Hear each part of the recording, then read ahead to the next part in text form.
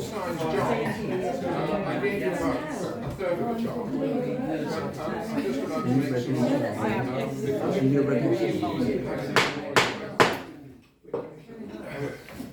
Good evening, councillors. Good evening, members of the public and invited guests, and welcome to Sandwich Town Council ordinary meeting on Monday the 18th of December 2023. Okay, we'll be following the agenda as published prior to the meeting by the town clerk, and agenda item number 1 is Chair's opening remarks. I've only got a few because we've got quite a large agenda, so we need to get through things quite quickly. Basically, just to say that I've had a very busy month.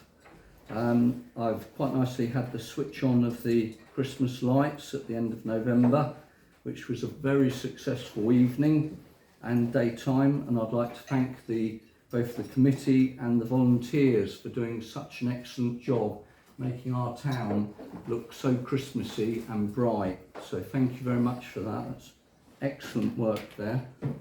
I also was invited along to Brightlingsea to the choosing day, where I didn't know prior to this, but the Mayor of Sandwich has to sit on the panel for choosing the Mayor Deputy of Brightlingsea. So it was very nice to be a part of the old tradition there and help to choose their new Mayor Deputy, Steve. This was also a ceremony where, unbeknownst to me, Councillor Franklin was also made a freeman and of the Cinque Port of Brightlingsea, which was a very nice thing to see somebody with so many years get recognised like that. But in the main, it was to establish the long links between the Cinque Port of Sandwich and the Cinque Port of Brightlingsea. So it's nice to keep our joint arrangements between our towns. So, and then the last thing I was going to say was about attending. I was quite lucky. The Mayoress was unavailable, so I was able to attend the Age Concern Christmas luncheon with entertainment from the Rotary Club and a lovely musician, and it was nice to spend some quality time with the elderly from the town who had an absolutely wonderful time, so which was really nice. And the last item I had to say is it's very sad just to state about one of the reasons why there's a slight increase in the precept is the number of FOIs and SARs that are coming into the town council, and you will see on the agenda tonight we need to vote on a particular item which is going to cost quite a bit of money for the council to address these, and it's a bit of a shame. I didn't really want to say this in public, but that all of these are coming in from either current or ex-Conservative councillors, which really is sort of upsetting to see, because it is causing the town clerk a lot of extra work. So I'm very disappointed with that. So. Okay, item number 2, apologies for absence received, town clerk. Thank you, Mr. Mayor. So we have apologies from Councillor Gray, who has a travel commitment. We have apologies from Councillor Wiles, who has COVID.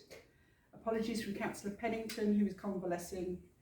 And apologies from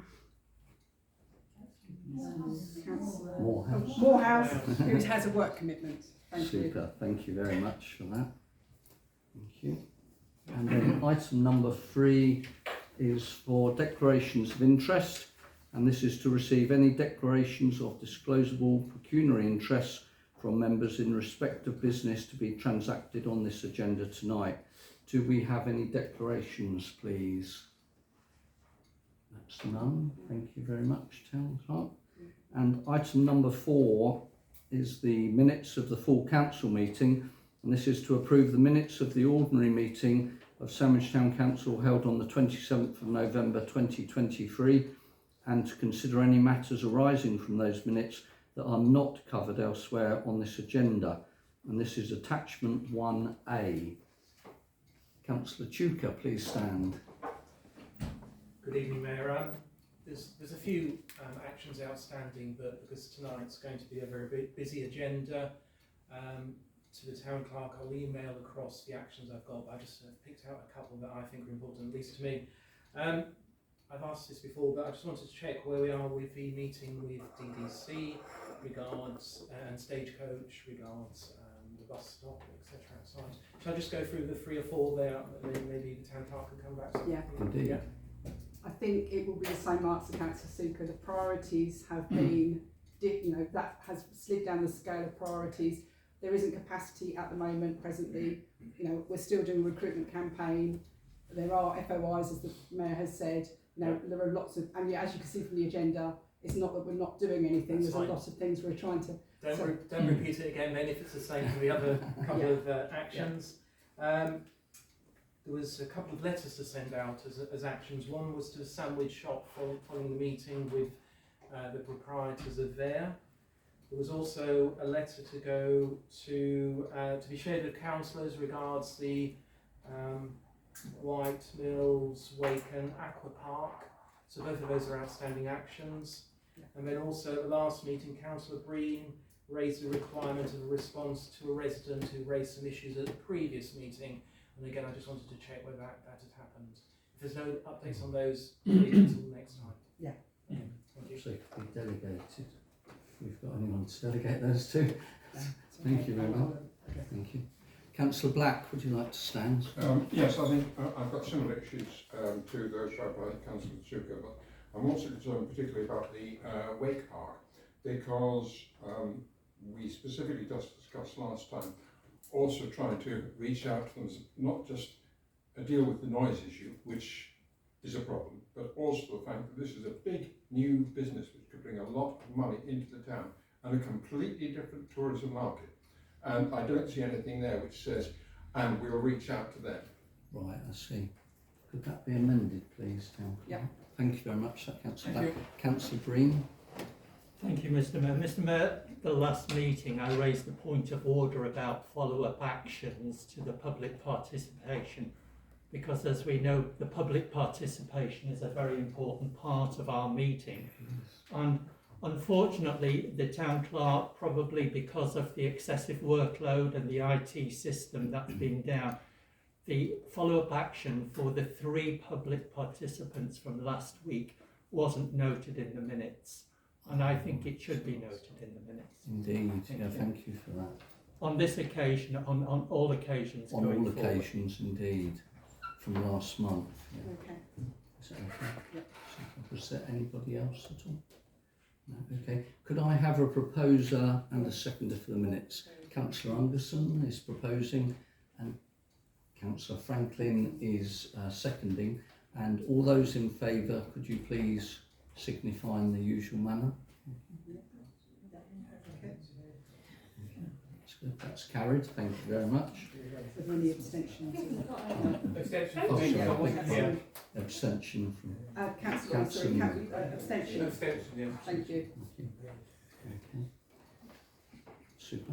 Okay, and to receive the minutes of the Heritage and Townscape Committee meeting held on the 13th of November 2023. This is attachment 1B. Are there any queries or questions on this one at all? Councillor Tuker? I just wanted to ask that these were draft minutes as opposed to signed off minutes because they haven't been to a committee meeting yet. They are draft minutes. Oh, they are draft minutes, Yes. sorry. Yes, Okay. because you haven't had a meeting in December. No. No, that's right. And because I'm on away for the next meeting, I've got some comments on the minutes, so I'm going to share those with you, Councillor Ungerson, direct. Okay, That's super. thank you. Thank you for that. Is there any other questions? Oh, Councillor Black? Again, it's a similar amount, I presume it's sheer workload, but we do need to see perhaps at the next meeting the safety audits. And there was also a question which is made one of policy. When a committee submits a suggestion that the council writes to an organisation, is it sensible to share the final letter with members of that committee? I don't know if we do it, but it might be quite useful, because we've got 2 or 3 items which I think we ought to know fully especially if there's a follow-up meeting, as there is, for example, with the level crossing meeting. Indeed. Is that possible, is it? That is possible. Yes. To do that? Thank you. We've made a note of those comments, Councillor Black, so make sure that's possible. Was there any other questions on the Heritage and Townscape minutes? Could I ask for a proposer and a seconder for the Heritage and Townscape? Councillor Ripley and Councillor Tomlin. Click off the mark. And all those in favour, please signify. But they will change, presumably, as a consequence. Just agreeing them in draft format. Yeah. That's okay. And was there any abstentions? Oh, beg pardon. One abstention. Councillor Thank you. Mrs Carter. Okay. Indeed. Thank No you. problem. That's okay. And to receive the minutes of the Planning Committee meeting held on the 8th of November 2023. Do we have any questions or queries on the Planning Committee minutes? I believe these are the They are. Yes. the actual Yeah. minutes of the meeting. If not, could I have a proposer and a seconder for that? Councillor Fortescue as a proposer and Councillor Franklin as a seconder. And could everybody signify in the usual manner, please? Okay. And are there any abstentions at all? 4 abstentions. Thank you. Thank you very much. That's carried. And to receive the minutes of the Finance and General Purposes Committee meeting held on the 20th of November 2023, and this is attachment 1D. Are there any queries or questions on the Finance and General Purposes Committee? No? Oh, that's excellent news, that's good. You must have got something right, so that's excellent. Could I have a proposer and a seconder? Councillor Breen and Councillor Chuka. And all those in favour, please signify. Okay. Any abstentions? Yeah. 2. 2 abstentions. Councillor Franklin, Yeah. Councillor Tomlin. Thank you. Thank you very much. And item number 5 are the payment schedules. 5A, to receive and note the payments for mid-December, totalling £23,175.20. Those payments which are not supported by a minute reference have been authorised by officers with delegated powers of expenditure. And 5B is to receive and approve the schedule of payments for December, totalling £1,874.53. These are the extra payments that have been added since the agenda was published. I As it's see. a Christmas payment run. Oh, Yeah. right. Oh, super. That's the figures. So there's additional items which net is £644.95, and including His Majesty's VAT of £61.25. That comes to an extra payment of gross £706.20 on the figures that you have before you. So is everybody happy with those figures as seen and updated? Councillor Marie. Yeah, propose acceptance, Mr Mayor. Thank you very much. And did I have a seconder for that? Oh, Councillor Brooklyn. Okay, and all those in favour? Okay, unanimous. I think no abstentions there. Thank you very much for that. So that's 5A and 5B. 5C, council to confirm. Oh, could I just finance officer? Am I on any of the? I'm not beneficiary, super. Okay, council to confirm nomination of 2 signatories to authorise the end of December payment schedules on Bankline.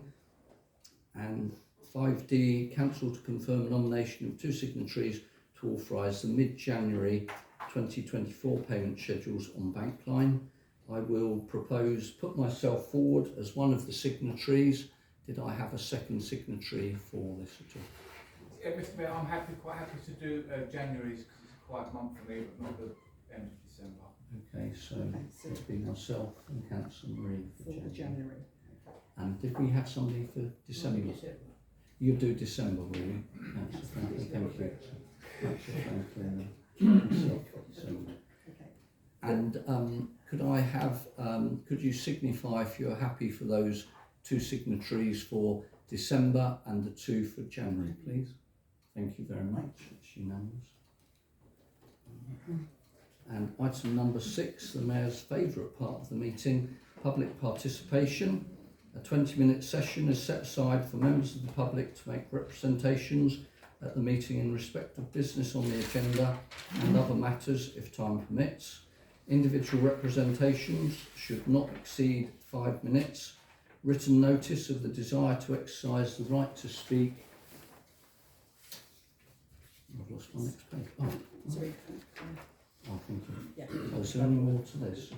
Oh, yes. There you go. Beg your pardon.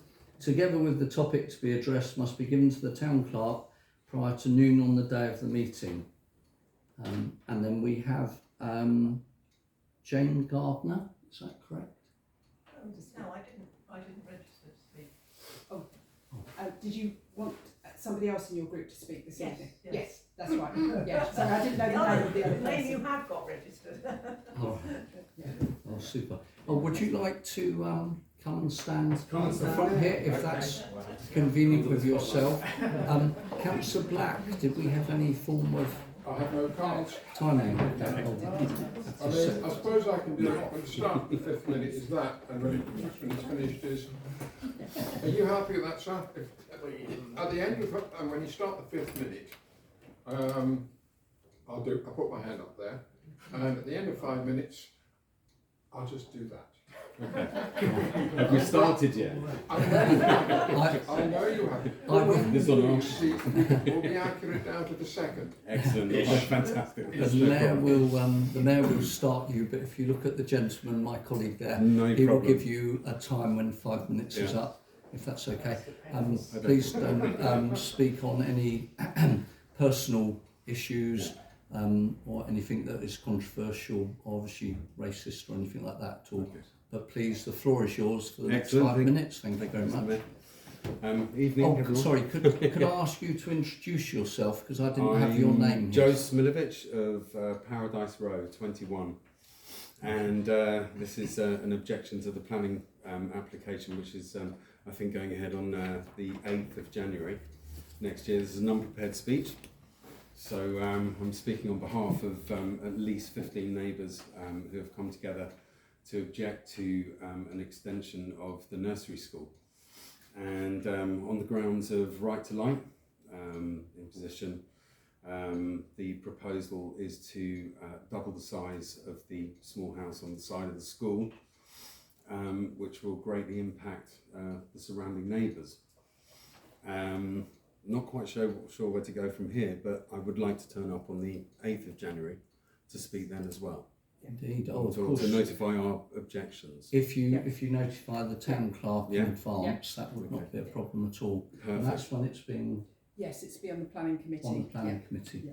Indeed. So the question is do I need to do anything before then, apart from register? No, all we need to do is send me an email just to say you'd like to request the opportunity to speak on the planning committee Okay. evening. Yeah. And Okay, the perfect. that meeting starts at 6:30. 6:30, absolutely. 6:30 in this chamber. Perfect. Yeah, thank you very much. So I'll take your contact details afterwards. Thank you. But yeah. You didn't use your 5 minutes. Well, Don't bother. I mean, I could go on with the sort of other parts of it, but you know, it's a busy night. Okay. Thank you very much. Thank for you your very attention. much for that. That's very kind of you. We look forward to seeing you on the 8th, Thank you 8th very of much. January. Thank you. Right. Did we have any other speakers? No, at all? no more requests. No more speakers. Oh, so unfortunately the Mayor's very disappointed. Only one public speaker this evening. So, So, Mr. Mayor, the action to be recorded is that this participation will be dealt with at the meeting on the 8th of January by the planning committee. indeed, that's Yeah. correct. Yeah. We've got a note of I that. have, yeah. Oh, super, that's ideal. Thank you very much for that. Item number 7 is a verbal report from our Dover District Councillors on matters relating to Sandwich. Town Clerk, do we have any Dover No. District Councillors? No reports. No. So no, we've had apologies from the Dover District Councillors. So would there be a report that would be available for the town councillors at all, do you know? From Sorry, Councillor from Morehouse. no, I haven't been shared any reports at all. Oh, right, Yeah. I see. Oh, okay then. Oh, I will ask to make sure that the town councillors do actually get a Dover District Council report, because we can't go for 2 months without having a report too. There's a lot of issues. Councillor Tomlin. Yeah, I Stand, believe please. Councillor Morehouse did email in. I saw a copy of his email explaining that he didn't have any further feedback to share, so he wouldn't be presenting anything. And obviously, as in writing, he's not going to be here. Yeah, Okay. I hadn't seen that email. Oh, right. I had his apologies, Oh, and he said right, it's a yeah. work commitment, but he yeah. didn't share any report, so Oh. I haven't got anything to share with you. That's So- interesting. There wasn't a report, it was just an email explanation, wasn't it? Yeah. Okay. Well, that's a shame. Okay. Well, not to worry. Perhaps double the amount in February, January or February. So. Item number 8 is a verbal report from our Kent County Council on matters relating to Sandwich. Councillor Sue Chandler, would you like to come and address the council, please?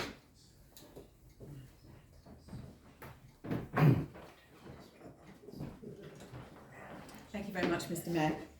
Good evening, everybody. I was first going to mention the proposals that the Kent County Council has around improvement to support and outcomes for children with special educational needs. Now, clearly this is of significant interest to parents who do have children who may have such needs, but there are many who have worked with children or who recognise the importance of that, who may wish to look at the consultation that's being run at the moment.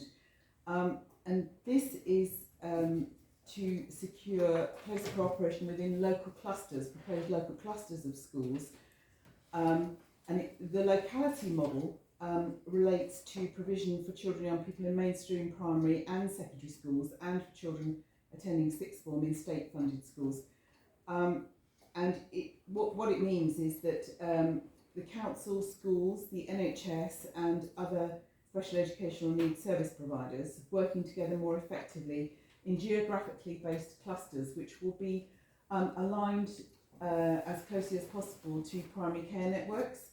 And obviously for Sandwich, the surgery in Sandwich has the primary care network, which means it joins up with Deal. So Sandwich and Deal are a primary care network. There are likely to be between 8 to 14 schools in those clusters, but it may vary a little.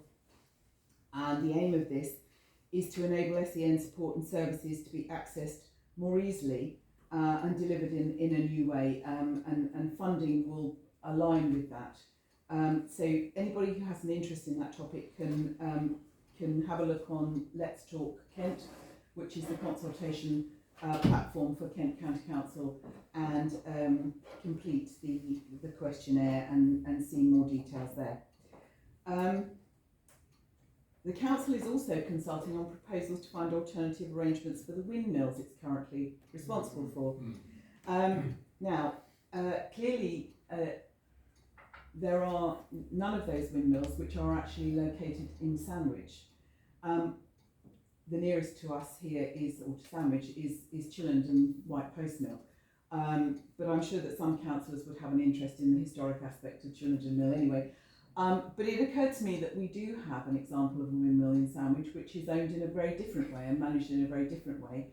And particularly those people who are involved in that particular trust may have a view on the proposals that are being put forward for the windmills that are currently in the ownership of Kent County Council. One of those suggestions is around a new trust to take that ownership and how successful that might be. So I thought it might well be worth mentioning that consultation is ongoing until Monday the 29th of January.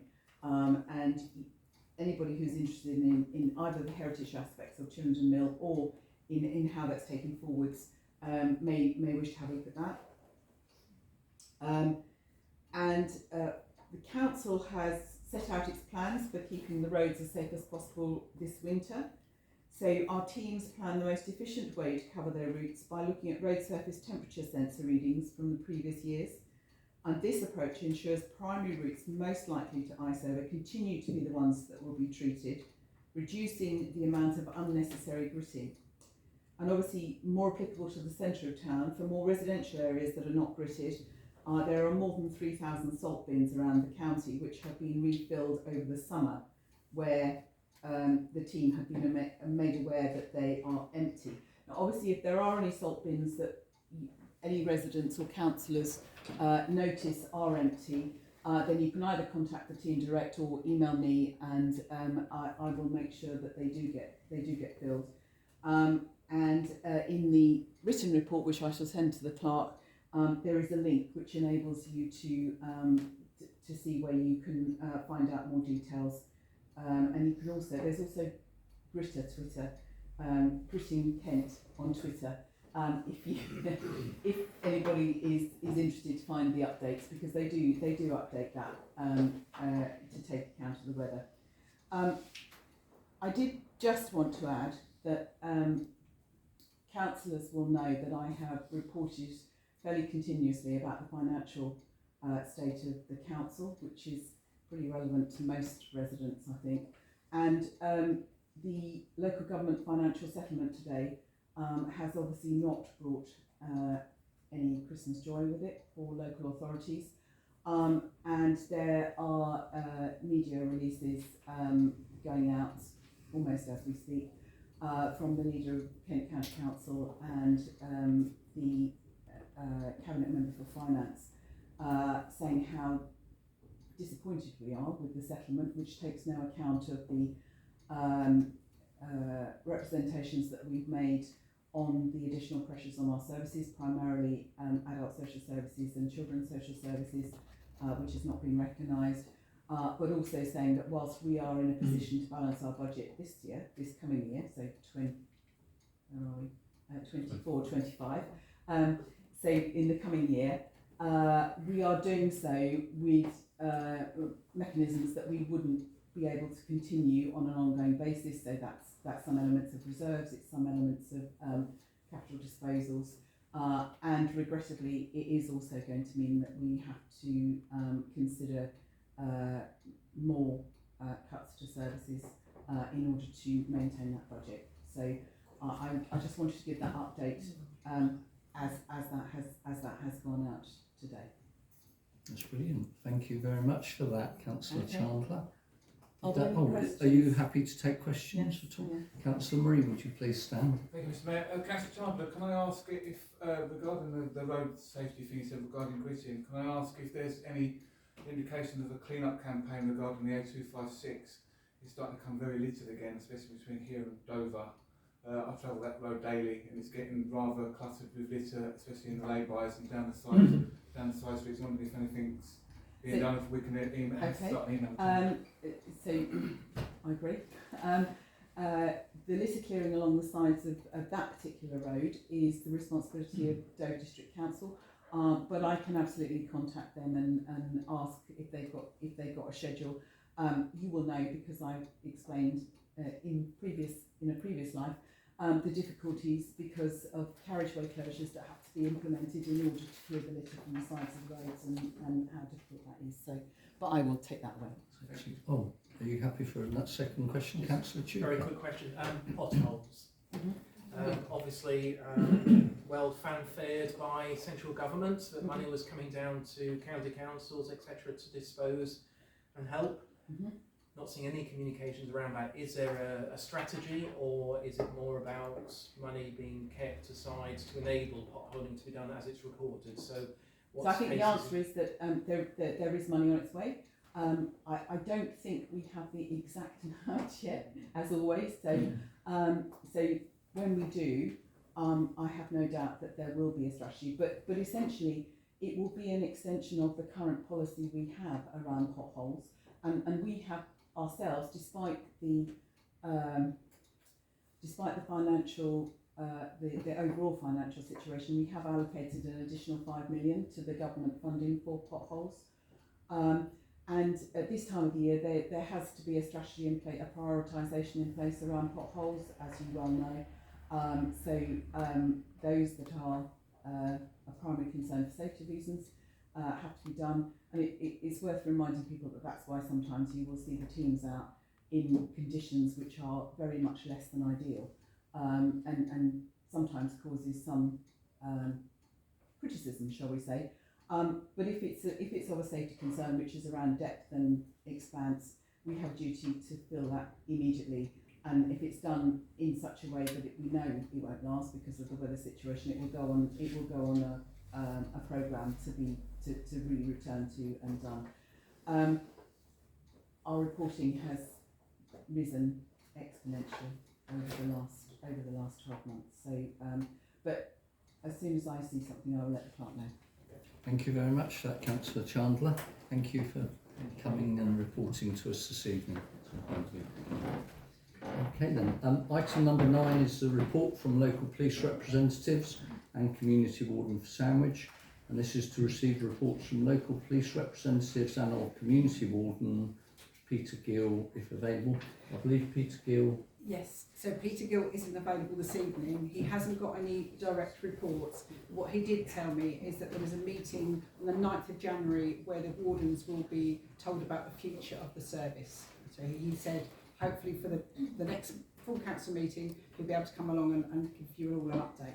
That's superb. But we do have this evening our PC Lauren, who I'd very much like to introduce you. Would you like to come and speak to the council on any issues that you may be able to initiate us with that have happened recently in Sandwich, please? Thank you very much. Hello everyone, my name is Lauren, PC Jackson, and I'm happy to be called Lauren. Just a little bit about me to introduce myself, because I know I've met some of you already before, but for those that haven't met me, I've been in the police for about 7 years. I have mainly worked in response during that time, which means answering 999 calls or high calls, coming out and sort of driving on blue lights and sirens and things like that. But over the last year, I took a position in an investigative role for 6 months, and then I did 3 months in a proactive team, working as part of the community safety unit. So I sort of had the opportunity to work within the department that I'm currently working in now, which is now under the umbrella of neighbourhood.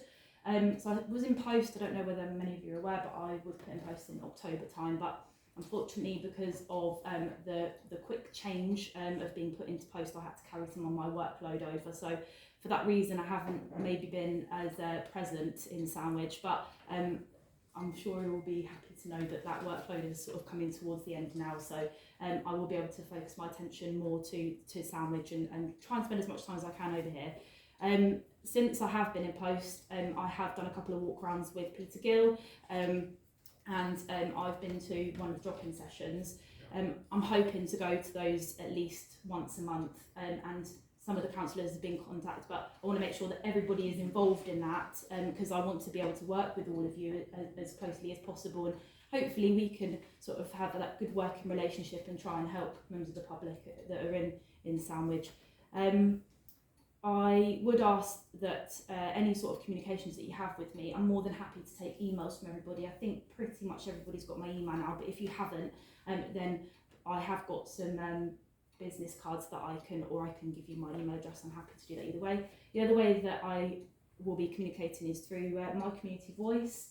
I don't know whether any of you have signed up to that already, but I would really encourage you all to do that, because I've had some training on it recently as part of being a post, and it's going to be a really good tool, a really useful tool for everybody to have. I will be using it to either put out broadcasts about what I've been up to in the community specifically, or if there is any particular incidents of crime or antisocial behaviour that's happened, then what I will do is I will put out a broadcast on that My Community Voice, and then with details, and if anyone can give me information and share it, sort of like a two-way communication between us, and it's for members of the public as well. So if you are in communication with anybody and they are reporting a crime to you or repeated antisocial behaviour, if you could please encourage members of the public to sign up to that My Community Voice, that would be really helpful for me, because I would really like to have that sort of way of communicating with people as well. Most recently, we have got a road safety campaign going on over the months of December and January. I think Kent Police have put that out on their social media, but as part of that I did put a broadcast out on My Community Voice. We've been going and doing speed checks in certain roads in Sandwich, across the Dover district, but I came over and did some in Sandwich. Over 2 days we issued 20 tickets for speeding. people travelling with no insurance or no driving licence. We seized one vehicle, and also as part of that, it's not just speed checks. We've also been doing a drink and drug drive campaign as well. So I've personally had one arrest for drink driving, but this is an ongoing thing that will be going on for the next 2 months, because over the Christmas period people are drinking and enjoying themselves, but obviously they shouldn't be getting in their vehicles. It isn't just for those 2 months. It's important for these 2 months now, but it isn't something that's going to go away. We still will be doing that. I think that's everything that I have to say. I have gone on, sorry, but I'm happy for any questions, or if anyone wants to say anything. Yeah, go ahead. Yeah. Lauren, hi. I shared your My Community Voice update on the speeding exercise. Mm-hmm. It generated some comments of what about this street, what about that street. So if I capture those, shall I bring those to you on the 4th, and Yeah, you can consider whether they can be built into a future programme? Yeah, absolutely. At the moment, I've just been going off, coming to the area and noticing certain particular roads where people are speeding. Yeah. So I've been going to those areas, but I'm more than happy to take suggestions. There That's may be fine. some commonality of some of the reported Oh, right, roads. okay. Yeah. Great, thank you. Thank Yes, you. go ahead, yeah. I was just going to say, I think we all welcome very much the road safety thing in Mhm. particular, because it is a nightmare, particularly in evenings around Sandwich. The other thing I was going to say is, how regularly, and I know this is a bit, like that, but how regularly do you expect to be sort of walking around Sandwich and making your presence felt? As much as I possibly can, because I don't carry a workload now. So initially I would carry crime reports, case files and things like that. So time is my own. I can schedule my time as I want to. I have Sandwich, but I also have 2 wards in Deal at the moment as well. So I have to sort of spend a bit of time there as well. But I will ideally try and spend as much time as I can over here. That's good. Councillor Franklin? Yeah, thank you. I think they've said before. Hello, yeah.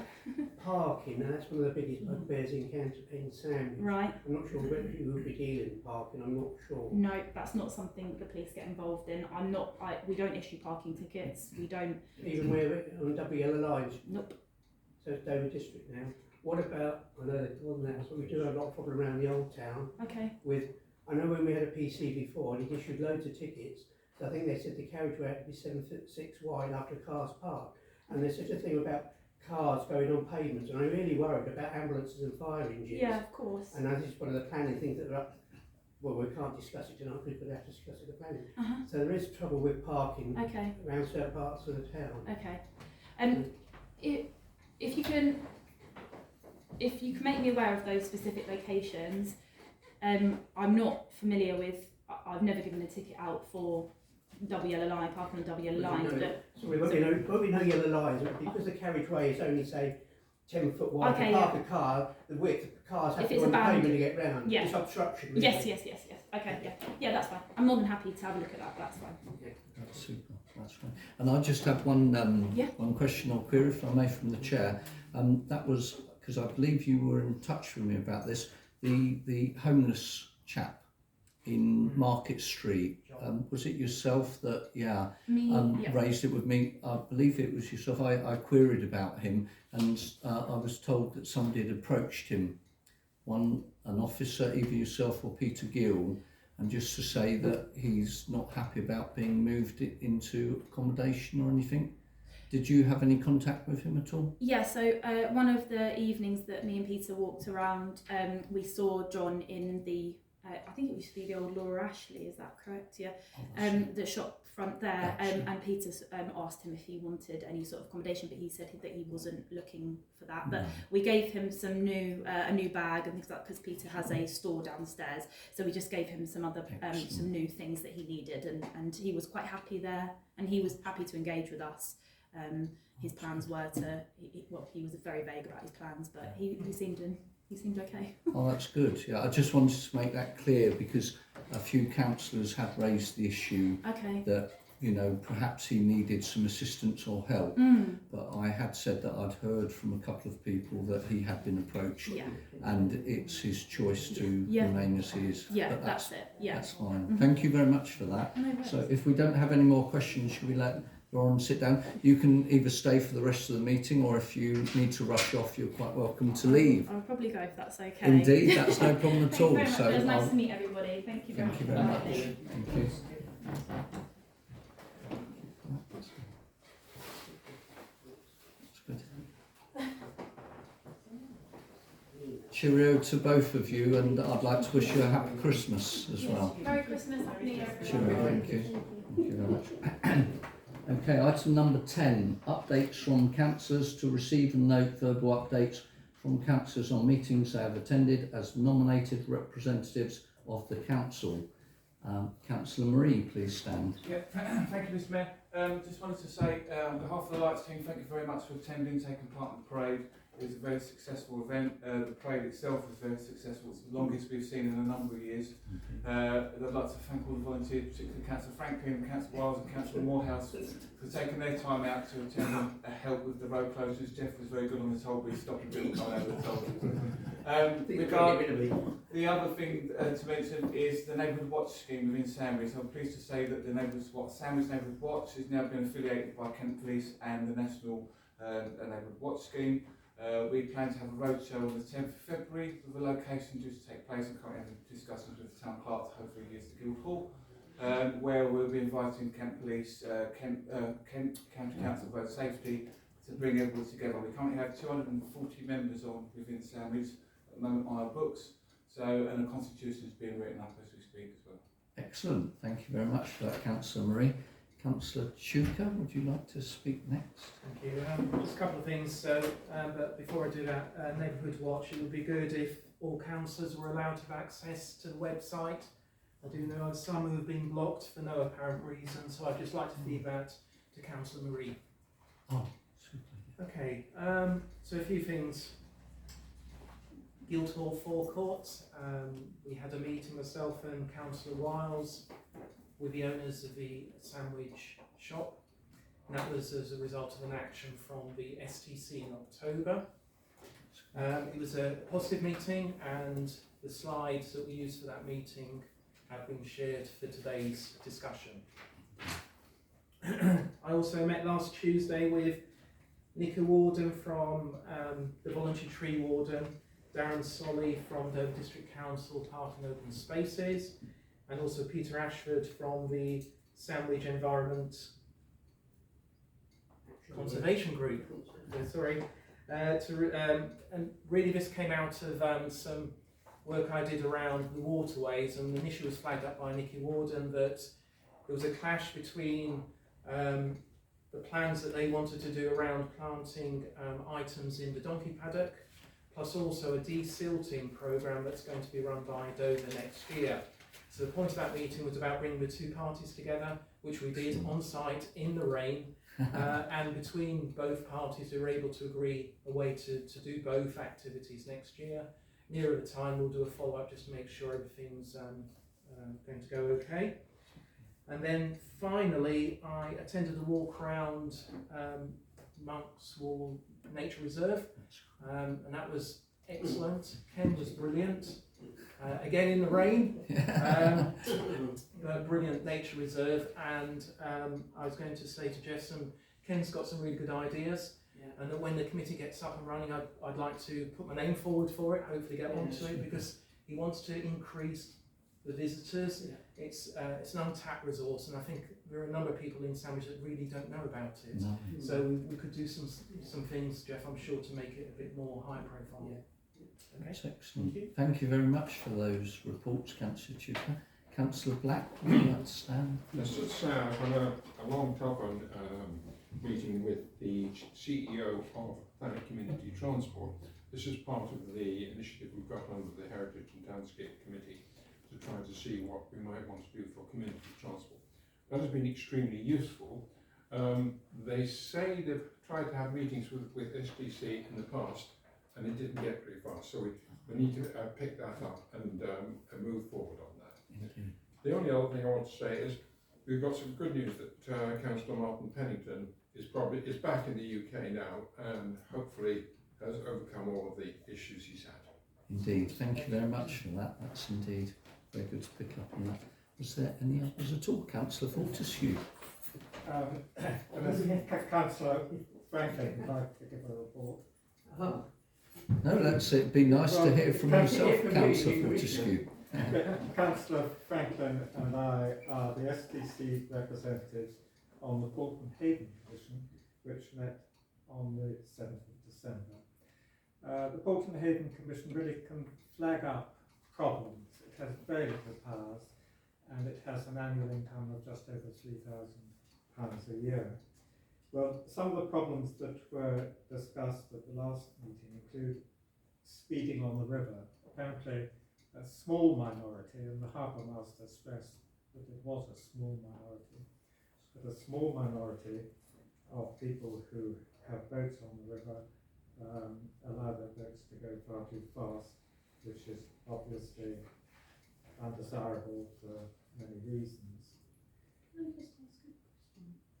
Is there a speed limit on the river? Yes. Sorry Yes. to be such ignorance, but not. Yes. Then there are cables, I hadn't realised this, but there are cables under the river at Sandwich. One is a cable that is for the traffic lights in Tilbridge. The other apparently is a fibre optic cable for Discovery Park. And the problem here is that anchors could get entangled on these cables. There's a discussion about burying them deeper. Then there's something called the Stoner Cut, which is an artificial channel, and it is designed to take water out of the River Stour when there's heavy rainfall and water levels are high. But this has worked well, but the problem is that at the mouth of the Stoner Cut, the water comes gushing out and is changing slightly the course of the river. So there's a problem there. Then harbour dues. Dover District Council, of course, owns the quay, not Sandwich Town Council. That's correct. As you know, there are two boats moored on the quay, the P22 and the Nicholas. The mooring fees apparently £2,000 a year. They do get a discount. But for reasons which I was unable to elucidate, the fees have not been collected. I don't understand that because in these straitened times, £4,000 is not nothing, but we were assured that the Sandwich Harbour Master was going to collect the £4,000 on behalf of the Dover District Council. And the only other thing was, oh yes, boys.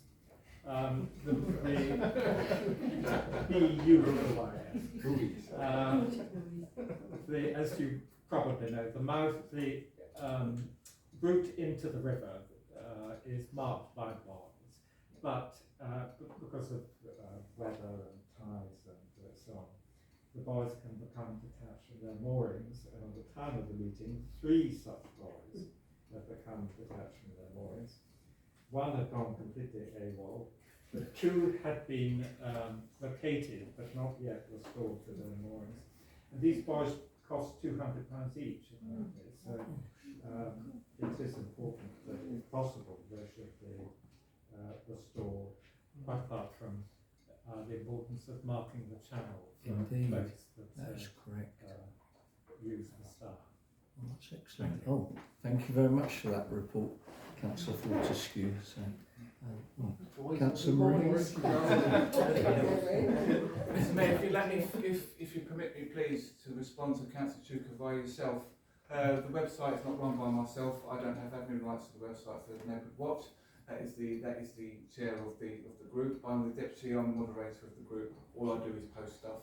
And all councillors, every single one of you will be invited to the vote on the 10th of February via email through me. Thank you very much for that update. Indeed. As deputy then, will you, now you're aware that there's an issue, will you be addressing it? I'll address it with the chair, yes. Thank you. Thank you very much for that. So if that's everybody all finished, thank you very much for that one. Item number 11 is the financial information. This is to receive and note the Sandwich Town Council's statement of accounts as at 30th of November 2023, income and expenditure budget, and this is attachment number 3. Do we have any queries on this attachment? If not, I would like a proposer and seconder for the income and expenditure budget. Councillor Franklin and Councillor Breen. Seconding that, and all those in favour of this budget, please signify. Thank you. Yeah. And that's everybody, I think. Yes. Thank you very much. That item is carried. Thank you for that. And item number 12 is the Guildhall Forecourt Square and hire. Members to consider a report from the Town Clerk, including the draft hire agreements for event organisers, draft licences for tables and chairs, and proposed fees for the hire of the Guildhall Forecourt and Square. We do need a decision on this tonight, and these items, I apologise, there's quite a large number of items, so you've got 4A, 4B, 4C, 4D and 4E.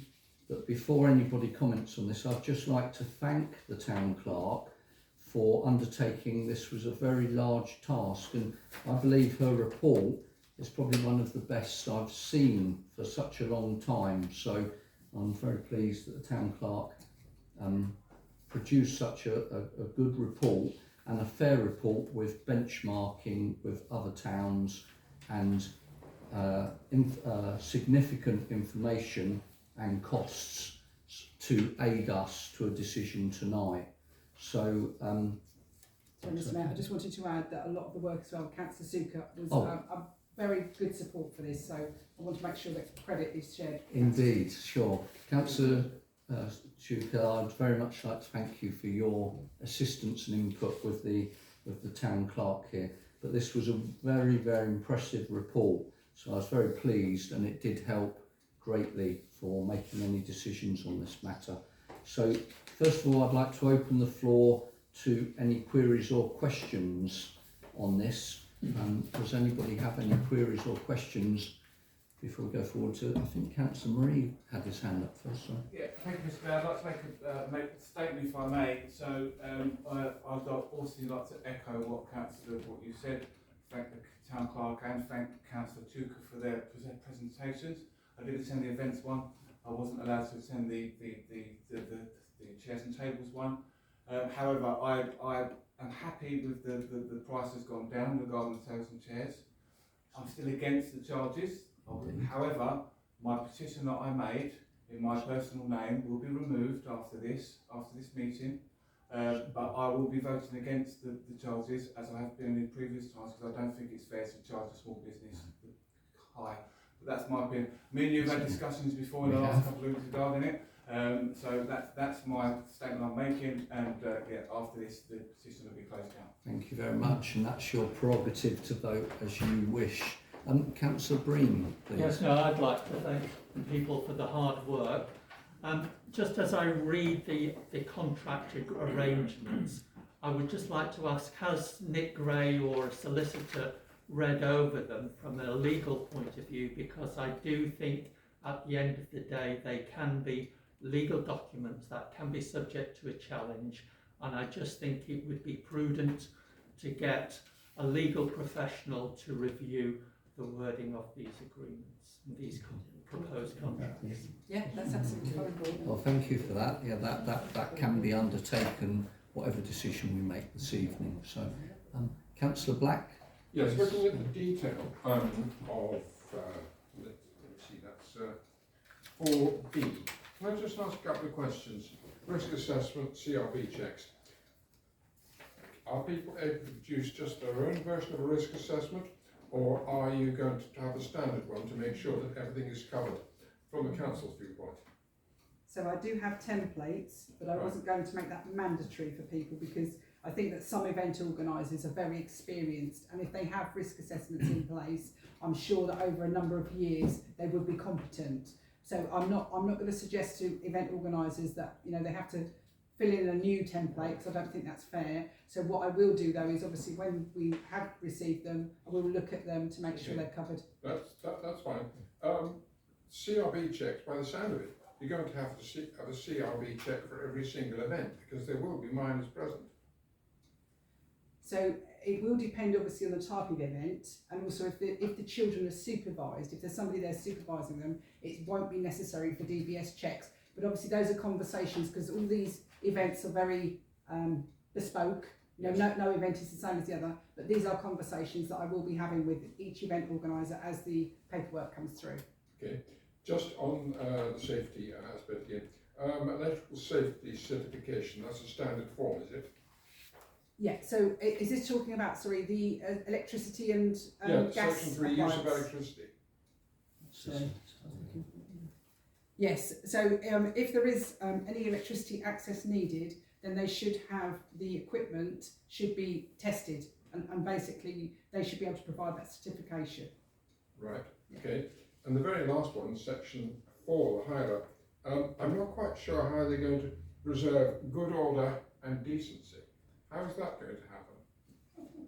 That's all to do with the management of the event. So obviously every event is different, and the number of stewards or marshals that they need will be different. For example, if there's alcohol involved, they should have SIA trained personnel there.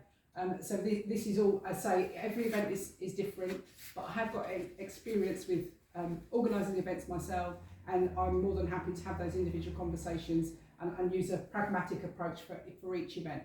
Thank you. Thank you very much. Councillor, I thought Councillor Chuka was next. Okay. Very quick, I just want to say that I think all those of us who are involved in the process probably would say that maybe it should have been handled slightly differently. You know, the engagement activity did happen, but from my perspective, I missed the opportunity to flag that up as the start of the process, and I think some of the heat that might have existed around this would not have materialised. So I think that's a learning point for me personally, but also for the group in terms of similar significant changes in the future. But the bottom line is that we have arrived at a point that's been benchmarked against other local authority owned land, and we are, in terms of the events, actually intending to introduce charges that are comparable and below other similar outdoor spaces.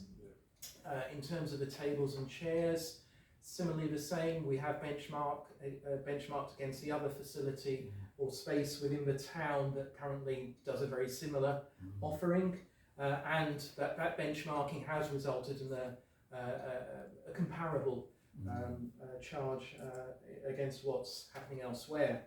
The only thing I was going to say was, in terms of the guidance for tables and chairs, I would like to see included something around that actually it's the town clerk's decision about what constitutes a cover.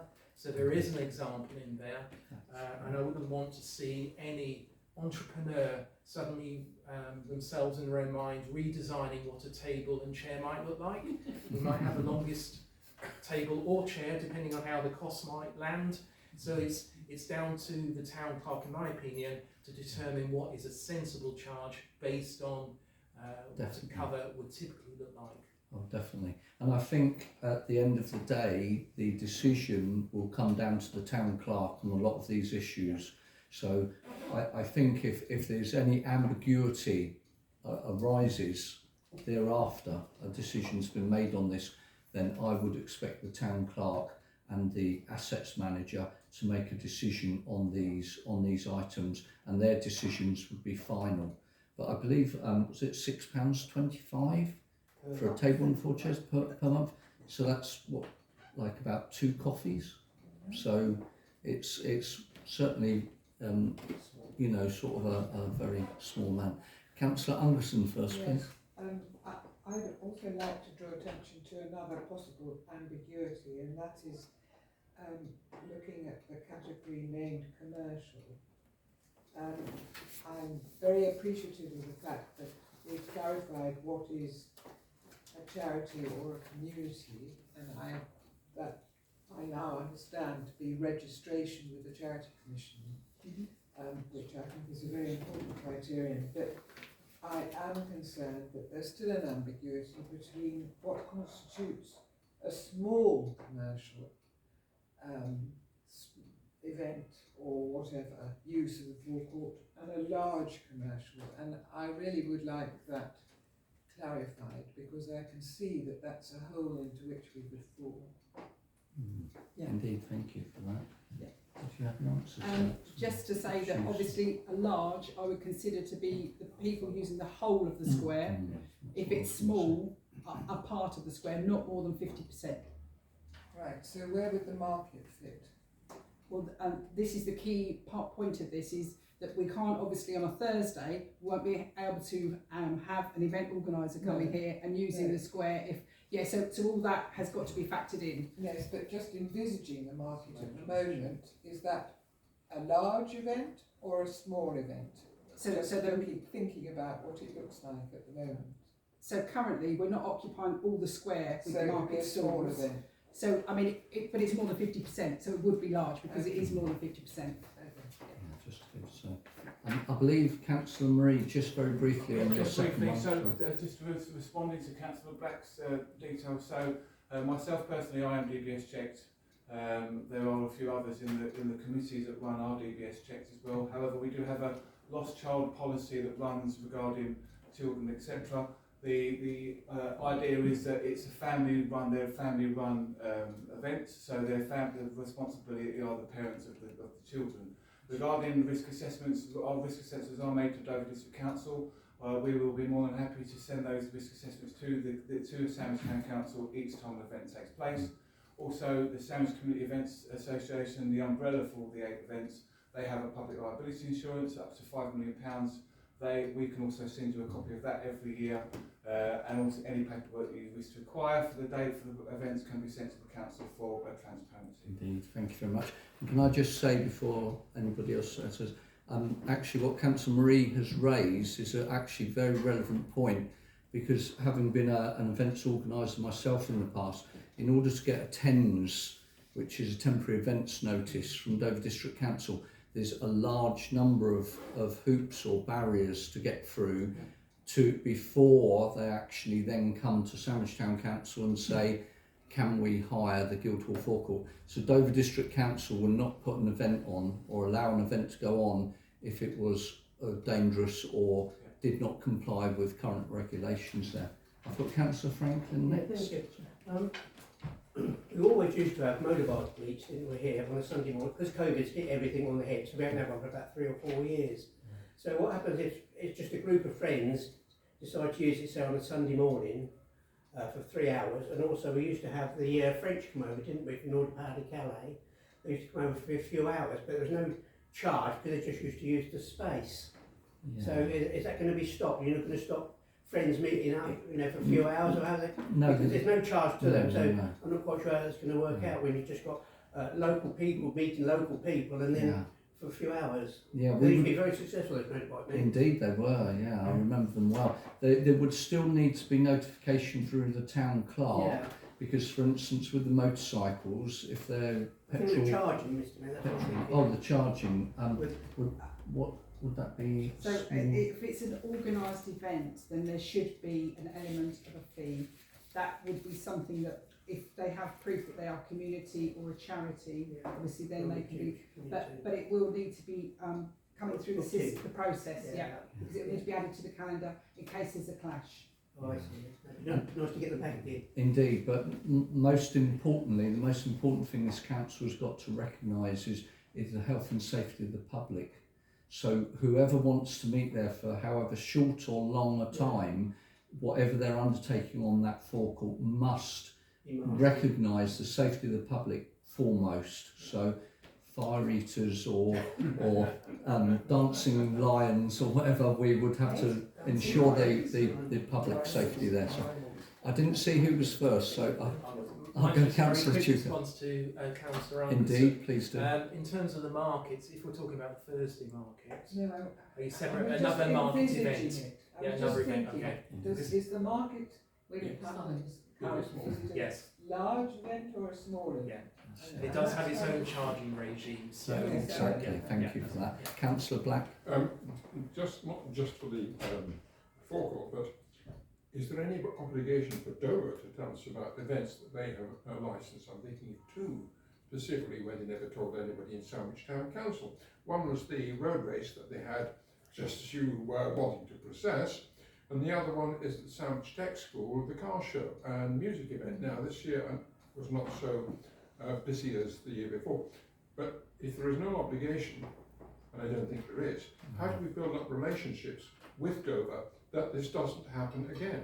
That's right.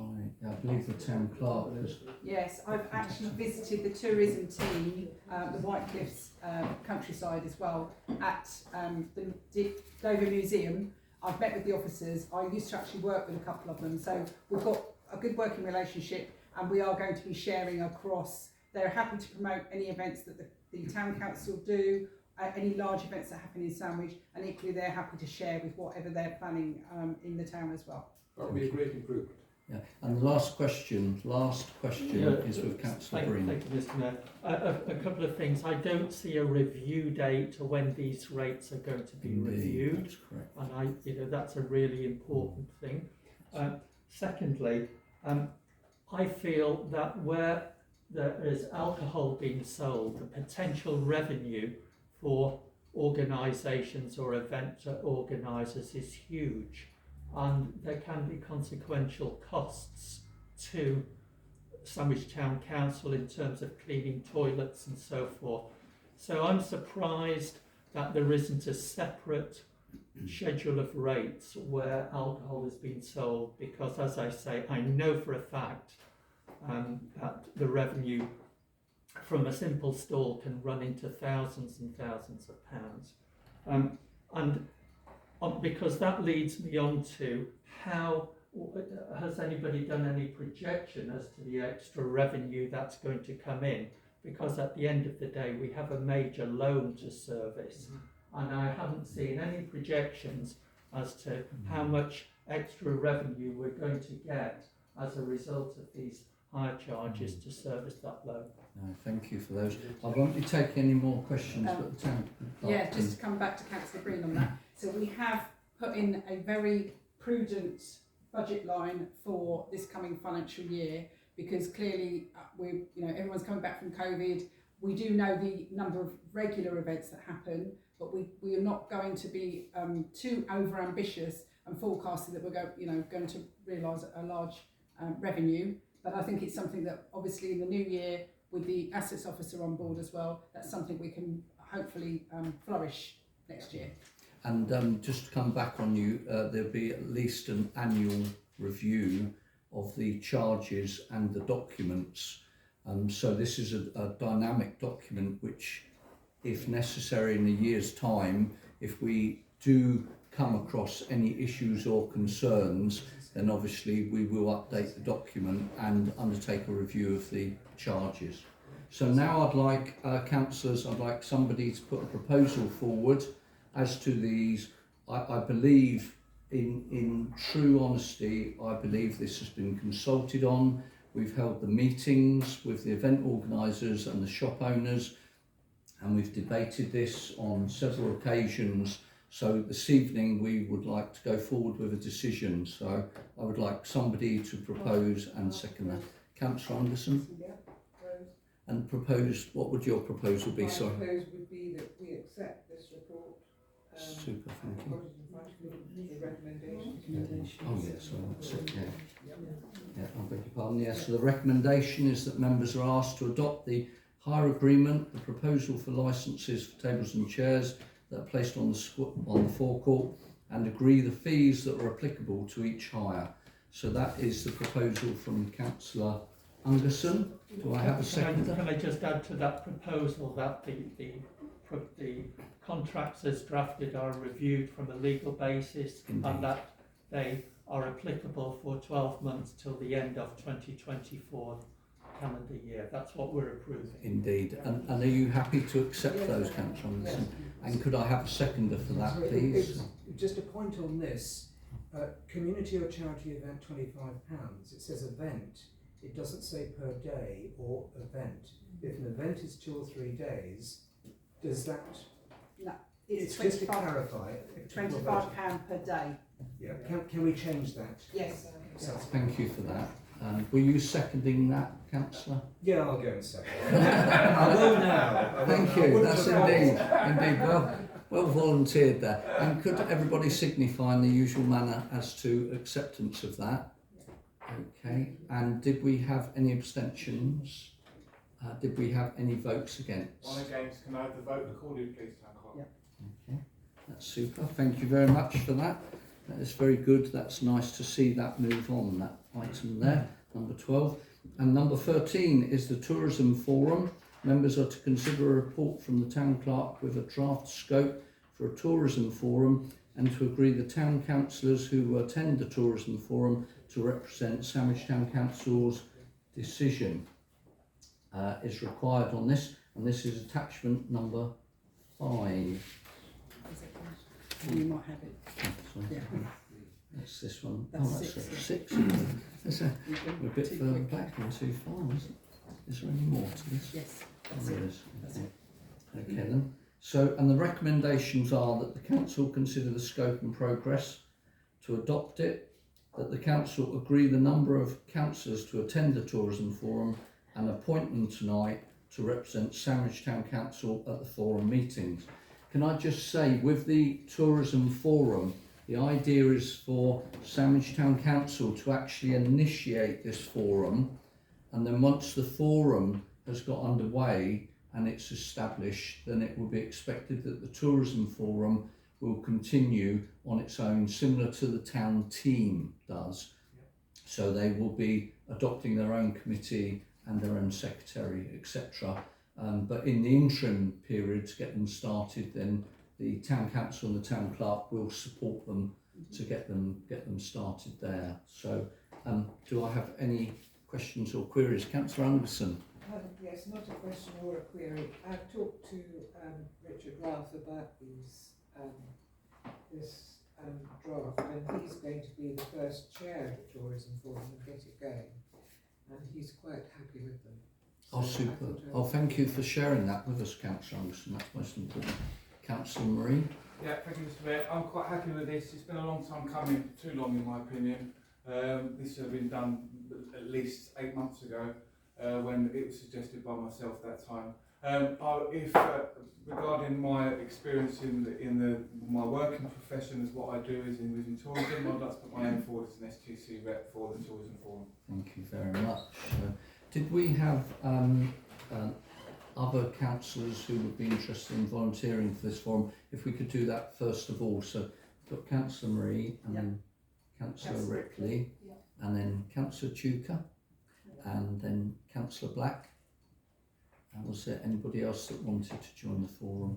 I have to say, I did talk to, or email Mr. Ralph about the possibility of, because I'm chair of Heritage and Townscape, just going along as an observer. But obviously it's open to anybody to go along as an observer. Indeed, But indeed they can. I would find that helpful. And I shouldn't think we'd want too many town councillors, do we? Because it'd be better I if do we want to be actually a town had councillor members rep, of but other organisations. So I that's just will very make good. it my business to go. Indeed, that'd be good if you could. Indeed, Yeah, so we have 4 nominations, I believe, and I did propose that it was 4. Oh, indeed. Oh, well, that's excellent. Thank you very much for that. So, so I believe, was there any other matters to raise? I don't know if everybody's happy with those nominations, and then it was just really to adopt that scope. Indeed. Yeah. Oh, that's what I was going to do. So, so this is the proposal would be to adopt the scope that has been proposed here. So this is the Sandwich Town Council Tourism Forum paper, and to adopt the 4 councillors that have put their names forward. Initially, I believe Mr. Ralph will be chairing the meeting, but then it will be down to the Tourism Forum to actually decide their own committee and their own chairman thereafter. So all those in favour of... Oh, could I have a seconder first? Indeed. Indeed, Councillor Mrs Carter. And all those in favour of this, please signify. Okay, I think that's everybody. Thank you very much, everybody. That's that item. That's 2 bits of good news this evening. Excellent. We're on a roll here. Item number 14, a proposal to outsource the payroll. Members are to receive a report from the Town Clerk with a proposal to outsource the preparation of payroll for staff employed by STC and STBF. Free quotations have been sought and a comparison table has been prepared for consideration. Members are to consider the report and are asked to approve recommendation, which was raised at the Finance and General Purposes Committee just a week ago. This is attachment number 6, and a decision is required. I must say, because I was chairing the Finance and General Purposes Committee, and this was considered and discussed at some length, and many questions were posed to the responsible financial officer about this, so we found out some of the secrets and intricacies of payroll expenditure. So I must say I'm very happy with the decision that was made by the Finance and General Purposes Committee. Do we have any questions before decision? Oh, Town Clerk Yes, first. there were a couple of questions at the Finance and General Purposes, so I have got those answers for members. The contract is a rolling contract, so it can be cancelled at any time, and this is DM Payroll Services. The standard contract is no notice, but councils have asked previously if there is notice, because obviously what you don't want to be in a position is where your payroll provider tells you that next month they're going to cease the service. And the DM Payroll Services do have 3 other members of staff as well as the person that runs the service. So there is adequate holiday and sickness cover. Oh, super. Councillor Franklin. I'd just like to support the recommendation from the committee. I mean, that's the idea of having the committee, they discuss everything. So I'd like to approve this result. That's excellent, thank you very much. And did we have a seconder for that proposal? Councillor Chuka, thank you very much. So that's been proposed and seconded. All those in favour? Okay, that's all but one. Do we have any abstentions? Councillor Black. And I think that's everybody. So that has actually been passed. Thank you very much for that. That's another positive item there. Are you okay? Yes. You're keeping up with things. Okay, that's good.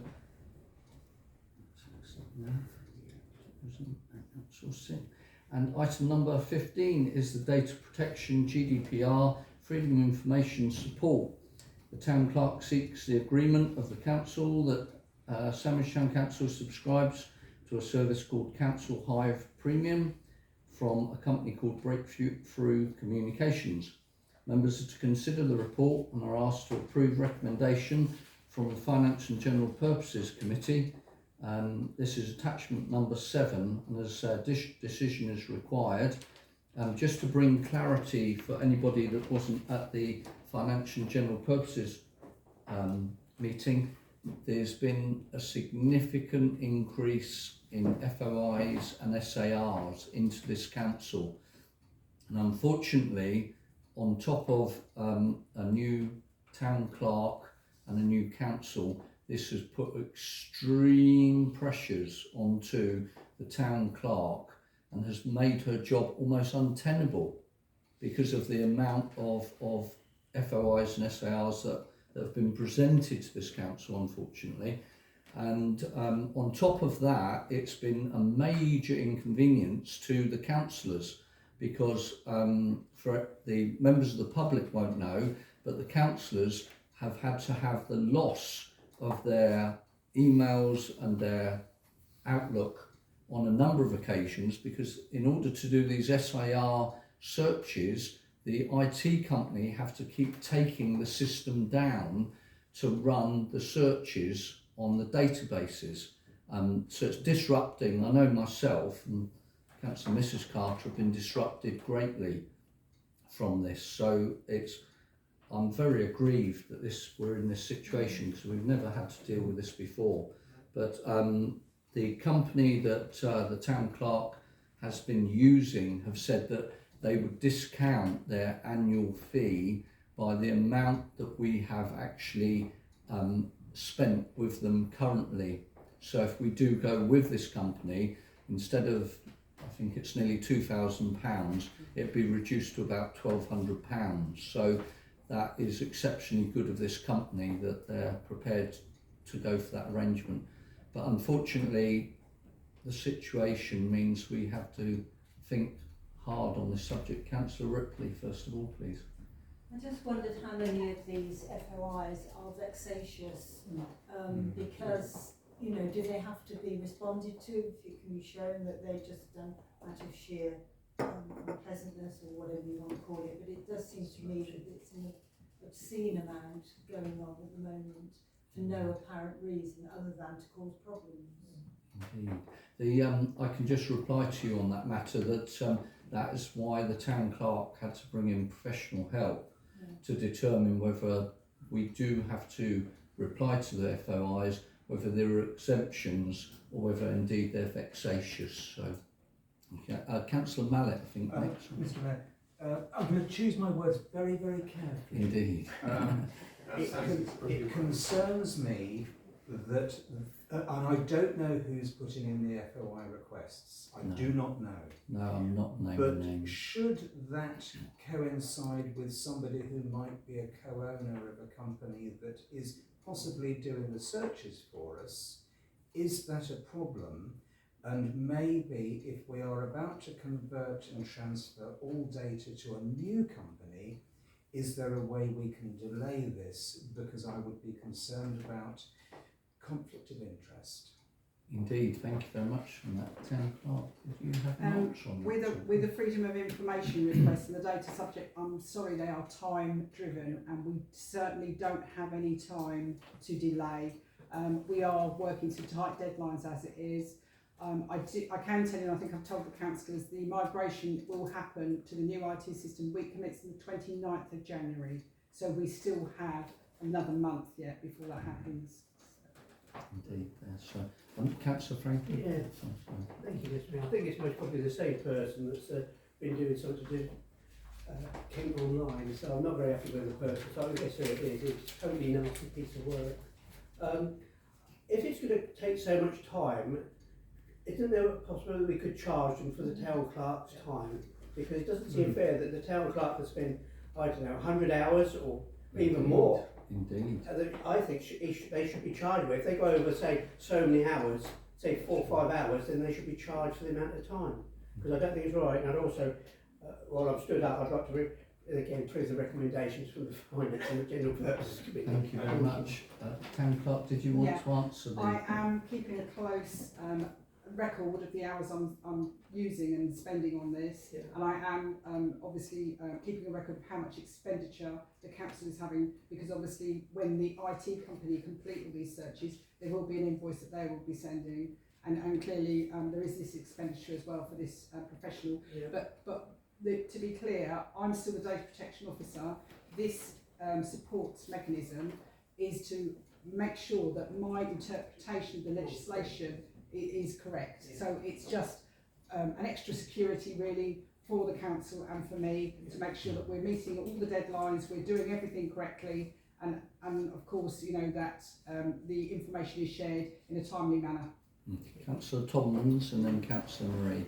Yeah, I just had 2 questions really. I did make contact with the monitoring officer at DDC regarding this, because obviously collectively councillors are very, very concerned. One, for the impact, also the conflict of interest for the individual who's making these requests, and the suspicion that it is being done to cause utter disruption to a council that is doing its best to function very, very effectively. That's obviously causing us all a great deal of frustration. And his response was that it wasn't really anything to do with them, but Sandwich Town Council should have a policy if it was believed to be vexatious, because I think the general feeling is it is. Do we have that policy in place, or if not, is it something that needs to be looked at? Indeed, thank you. So I do have a large raft of policies that are all draft ready for when the Human Resources Committee start meeting. That is one of them, but I can assure you at the moment we're not in that situation. No, because of the timing. Yeah. Thank you. The other question was, and I've kind of not had an answer, I haven't asked directly of yourselves, but does this individual have the right to remain confidential, confidential in terms of him being named? Yes, they do, yeah. Thank you. and then Councillor Marine, Councillor Ripley, and then we go to a decision. Yeah, Mr. Mayor, thank you. I fully support this GDPR, this outsourcing this. I think it's new. We've got enough to do. This council needs to run and it's not functioning properly because the town clerk's snowed under with FOIs and data request access. I made a mind that Councillor Franklin, when he was mayor a couple of years, 3-4 years ago, 21, 22, we have had a large influx of FOIs before that as well, when the former chief executive, and some of those are quite vexatious as well. However, yes, I fully support this and I second the motion with Councillor Franklin. Thank you very much. And finally, Councillor Ripley. If the person who is putting in these FOIs is the person who will know it is also the co-owner of the company that is going to charge us for the work done. Is that not, is that acceptable in any way? I mean, it just seems very strange. Town clerk, would you like to answer? All I would say is the IT company we currently pay, and we have their support. This is over and above a service that they are contractually obliged to, so they are entitled to invoices for the time that they're having to spend on this. But as to the moral situation of the person putting them in and any connections with that company, obviously it's not really for me to comment. I was going to say, I can't comment on that. No, I'm sorry about that. So I'd like, we've had a proposal and a seconder. All those in favour, would you like to signify, please? I think that's unanimous. Thank you very much. That motion was accepted. Where are we now? Number 16, proposal for the Town Council magazine and news, and the Town Clerk to share a report that outlines a proposal for the Town Council to publish a regular magazine that contains news from the Town Council, as well as helpful information for the community and residents. Members to consider the report and are asked to approve recommendation made by the Finance and General Purposes Committee. This is attachment number 8, and a decision is required. And when this was discussed, if I may add, at the Finance and General Purposes Committee, there were a number of queries and questions about this. The recommendation that I'll just put forward to you is that members are invited to support the proposal in principle, which is to generate and publish a bi-monthly or quarterly magazine for STC and STBF, and to recommend to Council that a sum of £3,000 be incorporated into the budget for 2024-25, that the F&GP committee recommended that this is not a priority, and the proposal is to be reviewed in 6 months' time when staff resources are improved. And more importantly, that the new website is to be a priority for the council. So I open the floor to any questions before we take a decision on this. So I think Councillor Chuka, were you first? Sorry. Please stand. Yes, I just want to say this report is very much about just earmarking an amount of money to go into next year's budget to enable then a scoping activity and a requirements activity to determine that we do want a newsletter. So if we can focus on, this is really about making sure we've got the money there should we progress with it. The website is getting progress now. Hopefully it'll be launched in the first month or of the new year, and that will be brilliant. And then we can then reflect in terms of the needs for a newsletter. But it's just it's about not losing the opportunity to have the money in next year's budget. Thank you for summing that up. Councillor Marine next. Yeah, Mr. Mayor, thank you. I fully support this. I think it's a great idea. I mean, we've seen quite a lot of bits and pieces coming through the letterbox each month regarding the community ads, sandwich times, etc. I'm quite happy to give some input to the town clerk to put it in regarding the events side of things, dates and calendar kind of thing, and what's on offer. Also, a cry out for volunteers because they are quite needed. So, could I just ask one question? If this is produced, how will they be distributed? How will they be delivered to residents?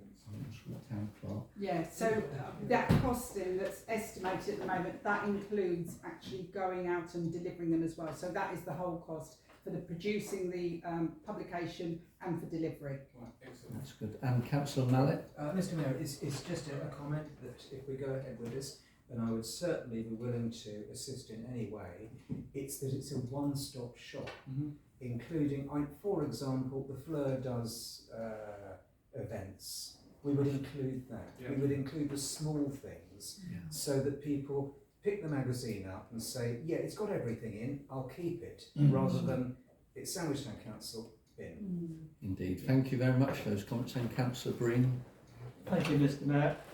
Mr. Mayor, as I said at the Finance and General Purposes meeting, I really applaud the intent to produce a magazine, but I really feel at the moment it's a luxury that this council can't afford. And I do that because I'm really concerned about the amount of time and effort required from the town clerk and from councillors to make this happen. Indeed. The priority is the website, and I can't see what you would want to publish in a magazine that's not already published on the website. I think there are at the moment other magazines in the town where we could make better use of it. But what this paper doesn't contain is what Councillor Chuka talked about. There is no justification of the business case. There is no testing of the demand. There's been no survey to identify the effectiveness of us spending £3,000 or potentially spending £3,000. No. So I'm very sorry, but I will be voting against this. Indeed. I think I'm quite happy to propose that we take this for consideration in 12 months' time when the website is up and running. And I think that would be a compromise I would be willing to make. But I really think it's putting more work on a very busy council staff at the moment, and it's a luxury we can't afford. And there are other mechanisms. We've got notice boards. We could leaflet people, and if people feel that they're elderly and they can't work online, they could register with the town council and we could send them out information separately. And I think that would be much more cost effective as a mechanism. Sure, thank you for those views. And that could be a secondary proposal depending on what happens to the primary proposal. So Councillor Marie, I believe, oh sorry, Councillor Black has a question. Sorry. I think the concern I've got is, and I said that we have to delay it at least 6 months, but I would echo what Councillor Chuka has said, is that this is only a budget provision. We would require one heck of a lot more information. Some of the things that Councillor Breen has said, I'm happy to put in as a contingency, but we are not going to be committed to this unless we see some hard evidence. And if it isn't in there, then when we do the review, I would be voting to withdraw it and follow Councillor Breen's suggestion. Put it in as a budget item, but I don't think you're going to have a snowball's chance of doing any work on it really for the next 4, 5, 6, 7, 8 months. Indeed, thank you very And no much. disrespect, but I think you've got so much on your plate. Thank you very much for those views. So Councillor Marie, were you making a proposal? So I agree with what Councillor Black says. There's a lot to do at the moment, so I think more scoping is needed. However, I do propose, my proposal is that we accept this within the budget to then to be looked at further by a group. I mean, we can get a lot of other people involved in. Indeed, thank you for that. And did you have a seconder for that proposal? Has anybody? Councillor Chuka is seconding that. So all those in favour of earmarking this money for the budget to go forwards, and then in 6 months' time actually review the evidence that the town clerk will get. All those in favour of that, please signify. Thank you very much. And do we have any abstentions at all, please? Abstain or against? I have to abstain on that. Because it is. That's an abstention. And do we have any rejections of this proposal at all? I'm rejecting it. Councillor Carter, and Mrs Carter that is. Okay, that has actually been passed. So thank you very much for debating that item there. Item number 17, Bay Hall and Maddox Working Group updates. And members are to consider a report from the responsible financial officer regarding the setup of the Georgina Maddox Charitable Fund. And this is attachment number 9, and a decision is required. The recommendations are councillors are asked to approve the appointment of Levick's chartered accountants and business advisors to set up the Georgina Maddox Charitable Fund. And this is another item which has been long overdue, so we do need a decision on this evening. Do we have any questions on this matter at all before we make a decision on this? No? Okay, I'd like a proposer and a second. Recommendations. Oh, thank you very much. And are you seconding? Thank you, Councillor Anderson is seconding. And all those in favour of Leavick's Chartered Accountants setting it up? Anybody? Thank you very much. Thank you for that, councillors. That was very good. And item number 18 is public consultation, Kent Cycling and Walking Infrastructure Plan. Kent County Council is consulting on proposals for new and improved walking, wheeling and cycling routes as part of the county-wide cycling and walking infrastructure plan. The consultation closes on the 10th of January 2024. That's why it's been included in the agenda tonight. And the cycling route proposed that relates to Sandwich is route number 9, which runs from Canterbury to Sandwich. Members are invited to feed back comments for collation by the town clerk. This is attachment number 10, and a decision is required on this. May I just say, with this actual item, anybody that's read through it and looked at it, I mean, this is something that we can decide to do jointly as a town council, or you could this evening actually say that it's down to each individual councillor, because if you've read through it, you'll see that you can reply on both behalves. So the town clerk is actually just putting this forward, firstly to decide how you want to progress this, and then secondly, without any due overload of work, how it can be taken forward if it's decided to do it jointly. Councillor Ripley first, please. Oh, sorry, beg your pardon. I have had a look at this, and it seems to me that the simplest thing would be for one councillor to be responsible to make the comments. It looks to me like a very good plan. They're proposing basically two things in Sandwich. One is much improved signage for cyclists riding in this town, and secondly, proper secure facilities for bikes at the railway station. And you know, that's motherhood and apple pie to me. I mean, it seems, and if they're going to pay for it, which I presume they are, I mean, that would be the only point that, if I were to, you know, if the council were to agree, I'd be quite happy to fill in this form saying, we think this is an excellent idea, and we want to promote cycling into Sandwich and around Sandwich and make life much easier for cyclists, but we have to bear in mind pedestrians. But if you're happy with me filling it in, I will, as a representative of the town council. Well volunteered, Councillor Anderson. We may be taking you up on that shortly. Councillor Ripley. This is just a very probably stupid question. What the heck is wheeling? Indeed, it seems to be a new term. I believe it's anything from like a scooter to a skateboard to anything that literally has two or more wheels, or possibly even a unicycle, I should believe. So, Councillor Chuka. Yes, I was going to say that I went through the consultation documents, and in many respects, what they're planning to do is outside Sandwich. It's about connecting Canterbury and Sandwich. So that's brilliant. The dividend is secure parking, cycle parking in the town. So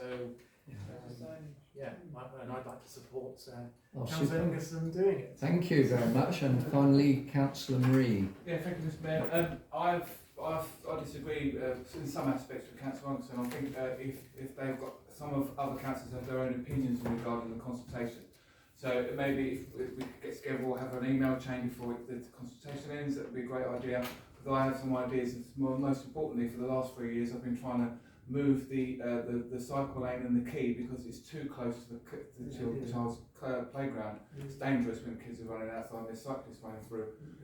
So I'd like to propose that if we can all kind of get an email chain going together, maybe we could liaise with Councillor Anderson to... Oh, definitely, yeah. Yeah, the proviso, Councillor Marie, would be that before anything was sent back to Kent County Council, Councillor Anderson would send it out to all councillors to agree, because this is not her opinion, it will be the opinion of Sandwich Town Council.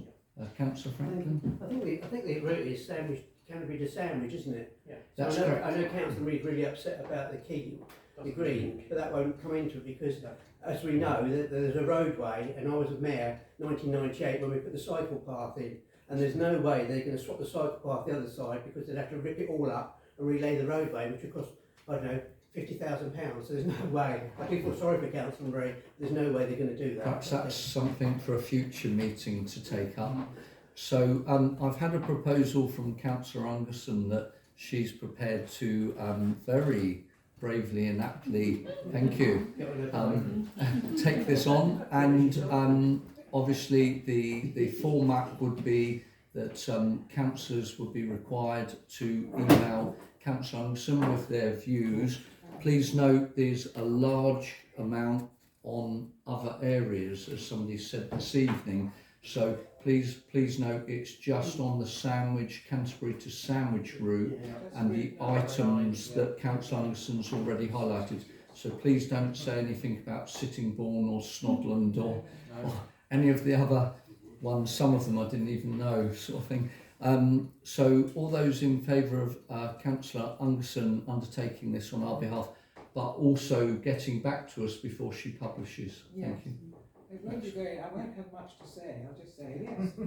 That's You're unanimous. okay. Yes, thank you. Thank you very much. Item number 19 is the third draft of the budget for 2024-25, and this is attachment 11. Yes, wait, is there a list as well to read out? So, and this is to receive and approve the draft Sandwich Town Council 2024-25 budget as recommended by the Financial and General Purposes Committee. A report from the responsible financial officer detailing significant changes from the 2023-24 budget is included.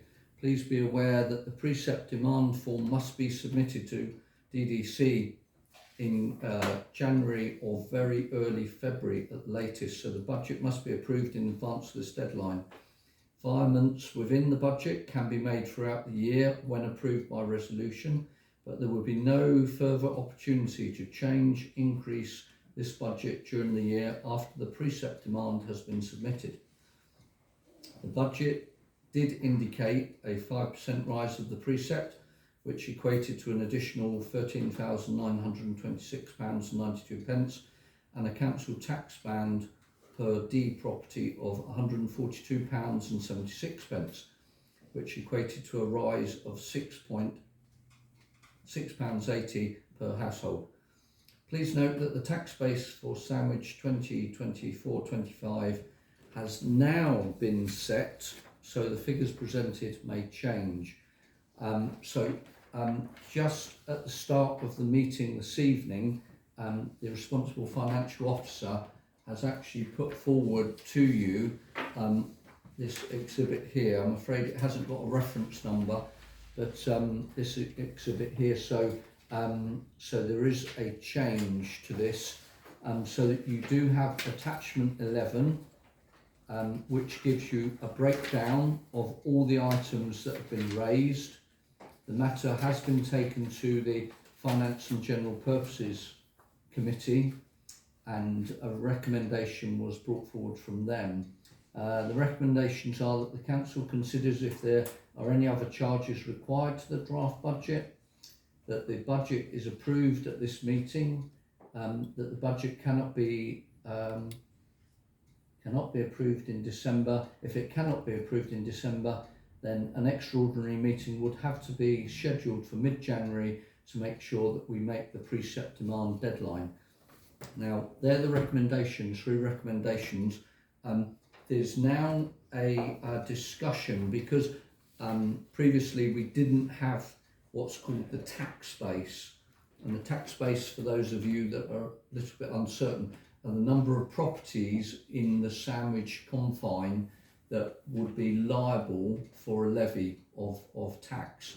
Now, what's happened here with this item that the RFO has brought about is obviously there's been a rise in that, and so what you see before you is in the left-hand column is the tax base for 2023-24, the tax base for 24-25, and quite nicely and with great expertise, the responsible financial officer has given us 4 choices.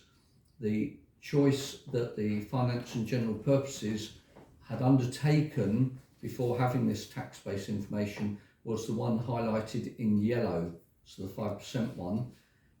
We can now vary that demand, but when I spoke to the financial officer just preceding this meeting, we both agreed that we don't want to be really tight against the figure.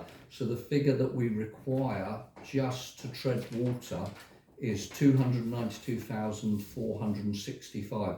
That's the figure just under the box below. We don't want to be as close to that as possible in case there are any unexplained events that occur during the year. So the financial officer and myself were both considering to propose either a 3 or 4% rise in the precept, but it's obviously down to this council to make the final decision. Do I have any questions on this matter? Councillor Chuka, first of all. So I just had a couple of comments that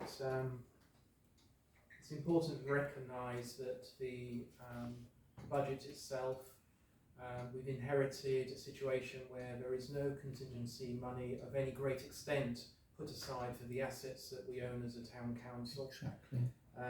So if any unexpected event, as you alluded to, is significant, like a boiler that needs to be replaced here, it could have a real impact on any budget that we have for next year. The second thing is that we are continually using the STBF to prop up the STC services. We are, so that's correct. Let's not fool ourselves that actually what we're doing here is delivering a budget that can stand alone on its own and deliver everything that we want to do. So just there are 2 comments, because I was involved in the committee discussions. We did propose around the 5% figure.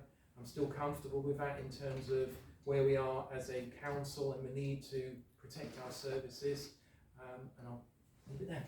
Thank you very much. Councillor Anderson, I think, was next. I just have a query because I'm not really clear what this bottom line is where it says extra budget and how that amount is. Did you need that? They're not that. Yeah. Well, I'll call I in just the. wanted to explain. Yeah, can you explain? So, Yeah. can you explain how it is that if we do a 2% rise, we have a precept of 293,000, but then we get an extra budget?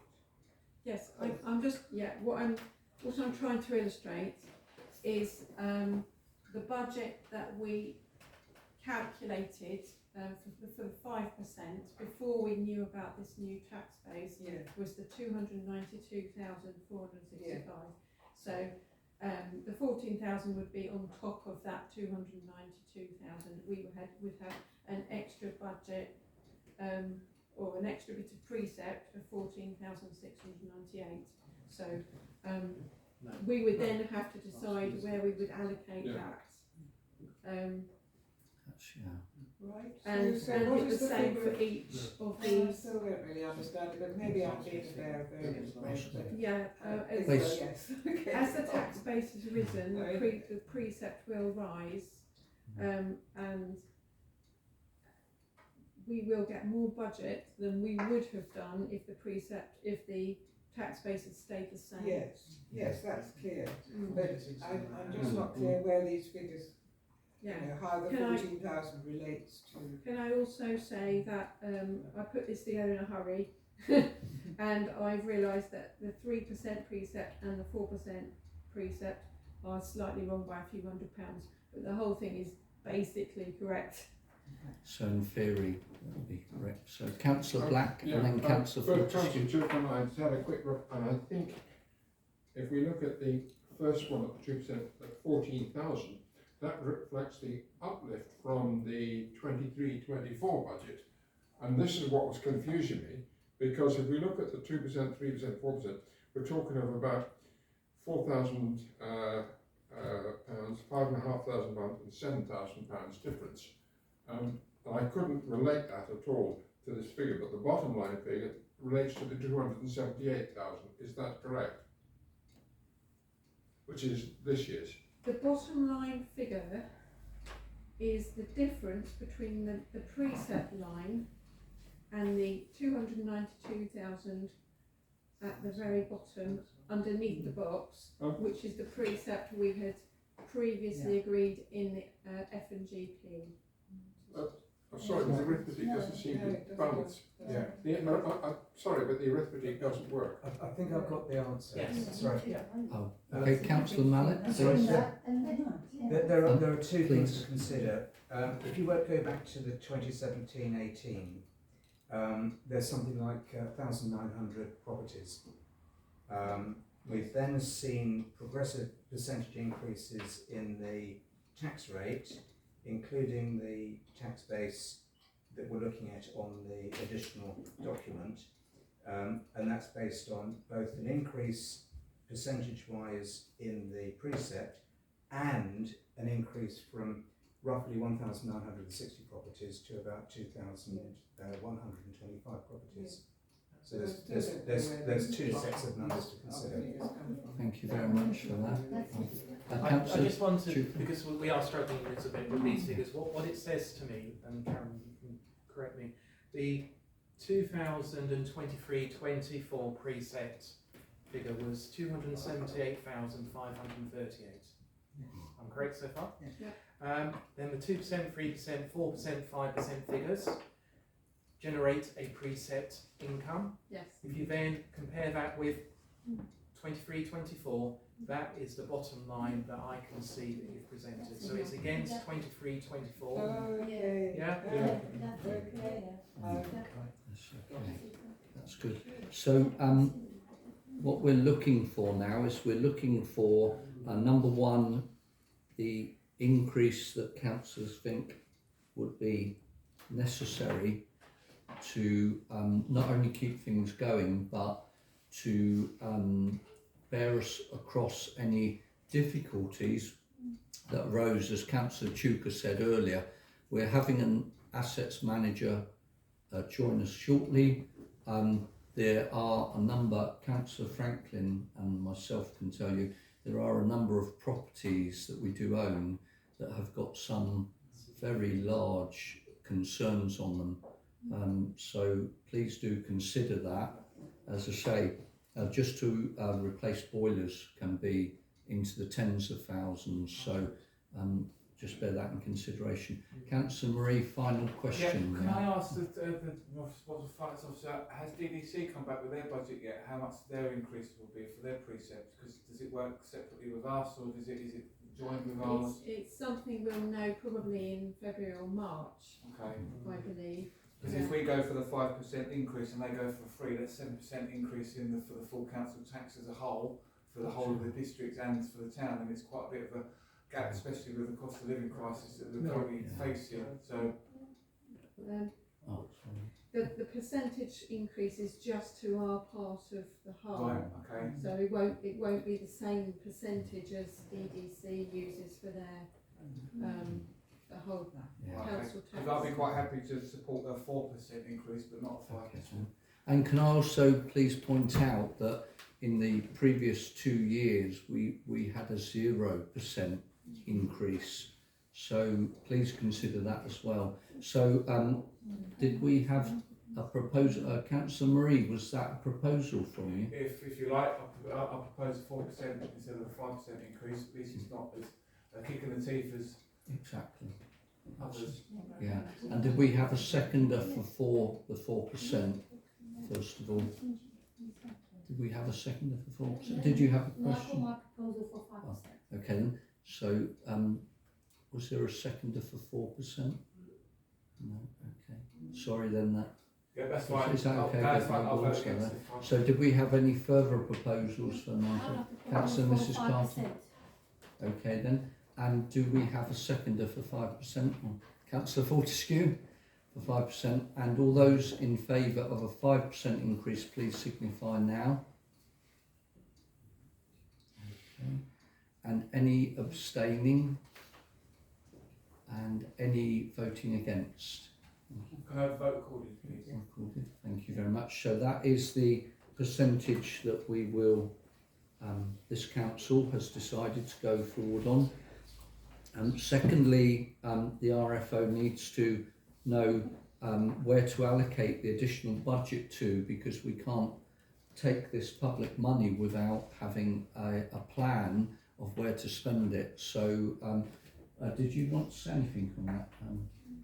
I just had a couple of suggestions that either put it in the operating reserve, at which point, you know, during the year, if it's required, it can be wired out, or perhaps add it to the miscellaneous budget or the contribution to the Guildhall budget,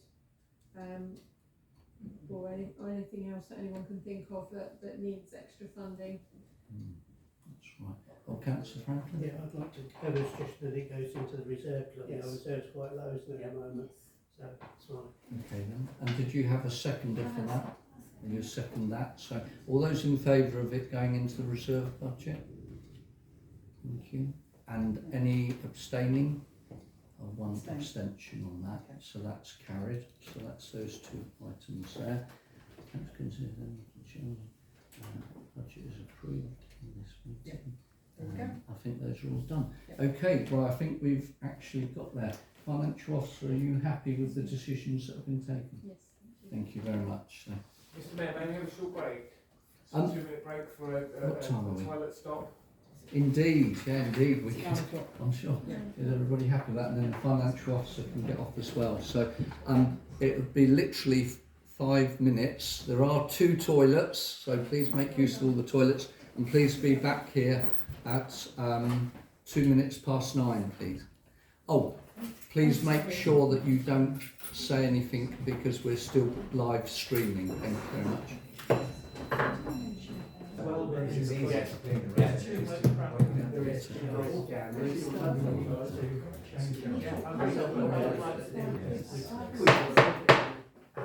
we will be resuming the town council meeting. If you could take your chairs and stop talking, please. Thank you very much. And item number 20 is the draft terms of reference for committees. Members are to receive and consider draft terms of reference for the STC committees. This is attachment number 12, and a decision is required this evening. This was another one of the items that the town clerk have been told to bring to this council, and so this evening this was a requirement that it came to this December meeting. So do we have any questions on this? Councillor Black first. Yeah, I've raised it every time these have appeared. We had a standing orders committee, a working group, that came out with some standing orders. And I'll quote you 3.1.6, and this applies to every single committee. Town councillors, other than committee members, may attend meetings of each council committee and may participate fully in discussions, but may not vote. Why in every committee is that changed? Because either the standing orders working group have been wasting its time, and I don't think we have been, or this council it is. Now I welcome the fact it's no longer at the discretion of the chair of the committee, but I would propose that we adopt 3.1.6 from the standing orders for each single committee, and that stops this going round and round in circles. I have other points to make, but we'll come on to them when we come to individual committees. Could you indicate where it's changed, Councillor? Well, under all of them, it says town councillors who are not members of the committee may attend the meeting without voting rights. That's an improvement, because it used to be that the man may speak at the discretion of the chair. Standing orders are quite clear. Yes, so Councillor Black, the standing orders do say you don't have voting rights. I'm not disagreeing about voting rights, Yeah. please. We've established that. Yes. That's perfectly clear. Yes. It's the other bits. So I'm not sure what it is that you think is missing. Because this does not say that councillors who are not members of the committee, they just may attend. It doesn't say they can fully participate, and that's what the standing orders say. Right, I think we can add fully participate, as long as it's very clear that they don't have voting rights. Absolutely, I agree entirely with you. We Okay, established that's that fine. before, and I welcomed also the fact that it's not at the chair's discretion. That's super. That amendment will be made. Councillor Ungerson, Yes. please stand. I've got comments about the reference to working groups, which applies to the terms of reference for finance and general purposes and heritage and townscape, where the wording currently is, and I don't think it makes any sense actually, the committee may establish working groups made up of volunteers from the community to aid them in any project-related work. Each working group should have a lead person from the committee, ideally not the chair of the committee. A working group is not made up of volunteers, and I would suggest that a far better wording, because we do have established terms of reference for working groups, would simply be the committee may establish working groups in accordance with the terms of reference for working groups, and that seems to me to cover both the working group section, as I've said, for finance and general purposes and heritage and townscape. And a second point, if the town clerk has minuted that, I have, We've yes, got where I that. was Jim. is that the HR committee, the membership should consist of up to 5 councillors, but the quorum is 5. Now that doesn't make any sense to me at all. That's a typo, it should be 5. It should, so the HR committee cannot function unless all 5 councillor members are present. That's correct. But then I gather that if one of the councillors is ill, there could be a substitution. Is that right? Yes. Okay. So the same thing, same principle appears to apply to the appeals committee, where it says shall consist of 5 councillors, and the quorum is a minimum of 5 councillor members. Well, it couldn't be any more than more than 5 councillors.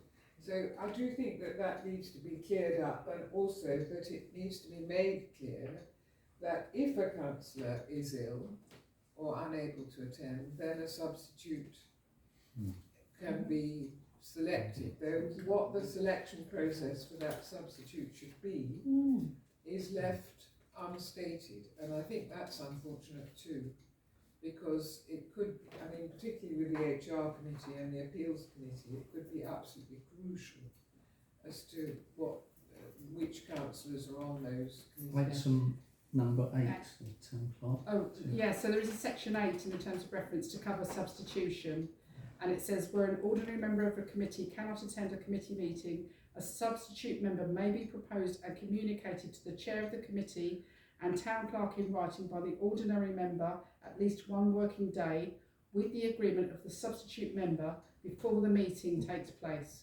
The appointment of the substitute, if agreed by the committee members of the meeting, to be permitted voting rights for that meeting. Okay. So it has to be agreed by the committee that the substitute would be appropriate. Yeah, that's good. Okay, Councillor Marie. Yeah, just quickly, so that if there is substitute is sent in, that will only be a councillor, it won't be a co-opted person. Is that correct? That's correct. So, Councillor Breen. Thank you, Mr. Mayor.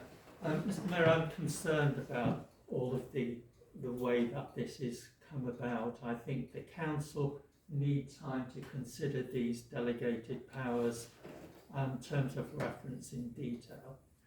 And I put to you that for tonight's meeting we received 266 pages of information to trawl through. 266.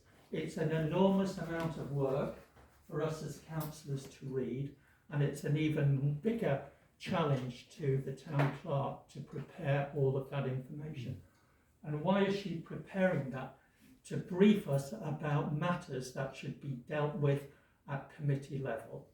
We've had 3 occasions tonight: outsourcing payroll, we've had the Hive Hub, and we've had the accountant for the Georgina Maddox Fund.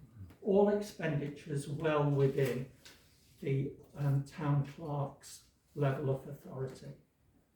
We shouldn't be, as a council, I can't be an effective councillor if I'm asked to read 266 pages when the IT is down and stuff like this. We as a council have got to work smarter, and in order to do so, the terms of reference, and particularly the delegated authority levels of the committees, needs to be clear. If we were in business, we would have what is called a RACI. Who's responsible, who's accountable, who do you consult and who do you inform? And I think that these terms of references as drafted need to be reviewed, maybe by the Standing Orders Committee or another committee of interested people, because this is at the very hub of how we work, and we have got to work in a smarter, more efficient way than we currently are. And so I put to, that all this matter is shelved, we take it away, we consider it, not rushed along with the other 200 pages of information that we've been given a short period. And I think we really need to look closely at this, because it's unsustainable for us to continue working in this manner. Thank you for those views. I think, is that correct, Town Clerk, that this has been raised, a number of councillors have actually asked when the terms of reference would come forward and be presented to the council. So when I discussed tonight's agenda with the Town Clerk, the Town Clerk didn't want 266 pages from herself, the workload. The Town Clerk is actually on annual leave this week. She didn't want to undertake this, but at each meeting that we have, it's raised that actions are still outstanding, and at each meeting, the number of items that have not been resolved by this council come up, and the terms of reference are one of those. Now, you can't have both sides of the argument. You've either got to have everybody in agreement that we're prepared to wait for the terms of reference. When I say wait, to give several months that it will be agreed, and it will not be seen that it's the Town Clerk holding them back, or you make a decision tonight and go forward with what we've got here tonight. Now that is your decision to make, but it's no fault of the Town Clerk. She certainly didn't want to arrange 266 pages on her day off. Thank you very much. Town Clerk. What I would say as well to members, these were actually emailed to everybody before the last meeting. So you have had these for a number of weeks. That's what I would like to say publicly. Thank you indeed. Yeah, that's correct. So it's down to this council to decide. I'm not going to put a proposal forward. It's down to yourselves as councillors. You've heard Councillor Breen and you've heard other arguments tonight.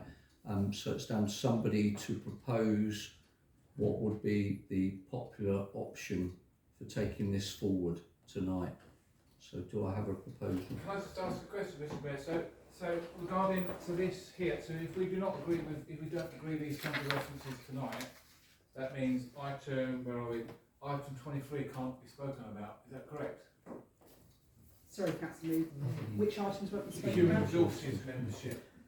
Well, I mean, if members wanted to actually take out the human resources terms of reference and adopt those, then we could progress with the Human Resources Committee. But you're right, if the terms of reference for the HR Committee are not adopted this evening, then we won't be able to progress that item. Councillor Franklin? I agree with you. It's been months in the office. It's been tweaked and twirled about. It's never going to be perfect. It'll always be modified over the years. I think we should just approve the recommendation and accept these terms of reference. Is that a proposal, Yeah, Councillor? it is. Thank you. And Councillor Mrs. Carter second that. So that would be with the amendments that have been made by Councillor Black and Councillor Ungerson. I think we've got to, if we go forward on that, I think a lot of other people will have amendments. I certainly have a whole number of amendments here. And I think we're being asked, I know there are processes, and I know that I'm one of the people who's asked the question. Let the councillor speak. Please. You know, I'm asked something, these questions, and I'm one of the guilty party, if you want to name it that way. However, I just look at F&GP, there are 32 items on it. I mean, this is not the way to run something. And there's also conflicts that different parts of the committee do conflict. I fully agree with the clerk that she has issued these, and I've looked back at my notes and I've said, yeah, there are 32 items, so I have read them repeatedly. Now, there is one solution which you could adopt. I'm not very happy with it, but if we're desperate to make sure we've got an HR committee, you could adopt an interim subject to it being reviewed by, as Councillor Green suggested, the Standing Orders Working Group or some other equivalent. I don't think that's a good way to do it, but that is a way forward. But the number of items on here, and there are conflicts, and they're not consistent. And that's what concerns me. We're trying to get good governance, and everybody's working to that, and please, I'm not suggesting they're not. However, this is an accrual of bits and pieces over some period of time.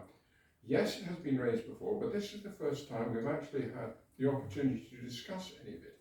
We're under tremendous time pressures, everybody's under tremendous time pressures, and the clerk in particular is under tremendous pressures for the other reasons that we've discussed today. Now, when we raised that question, we were not necessarily fully aware of all of the other things that were coming down the track and steamrolling the town clerk and the other officers. So I do think there is a lot of merit to following Councillor Green's suggestion, and just to adopt these, I think is just going to lumber us with more and more problems further down the track. Thank you for those opinions. So we have a proposal on the table from Councillor Franklin, which has been seconded by Councillor Mrs. Carter. So all those in favour... Sorry, could I just make an amendment to that proposal then? You're welcome to. You'd address Councillor Franklin. Well, it's my understanding that every year, at the beginning of the year, we have to review and accept the processes and procedures that are in place. Yeah. So would it be acceptable then for us to take these as they are at the moment, but agree that by the end of the year, by coming the annual meeting at the beginning of May, that we try and have a workable, smart set of terms of references. Indeed, yeah, that can be acceptable. So, very briefly, the very last question. I agree with what Councillor Green is saying. However, I do feel that time period is quite short. I mean, May is the annual town committee, and that's 4 or 5 months away. So I do feel that's a lot less time. If we just agreed to go down to the end of the year 2024 to adopt for the following year, then maybe that might be a better idea.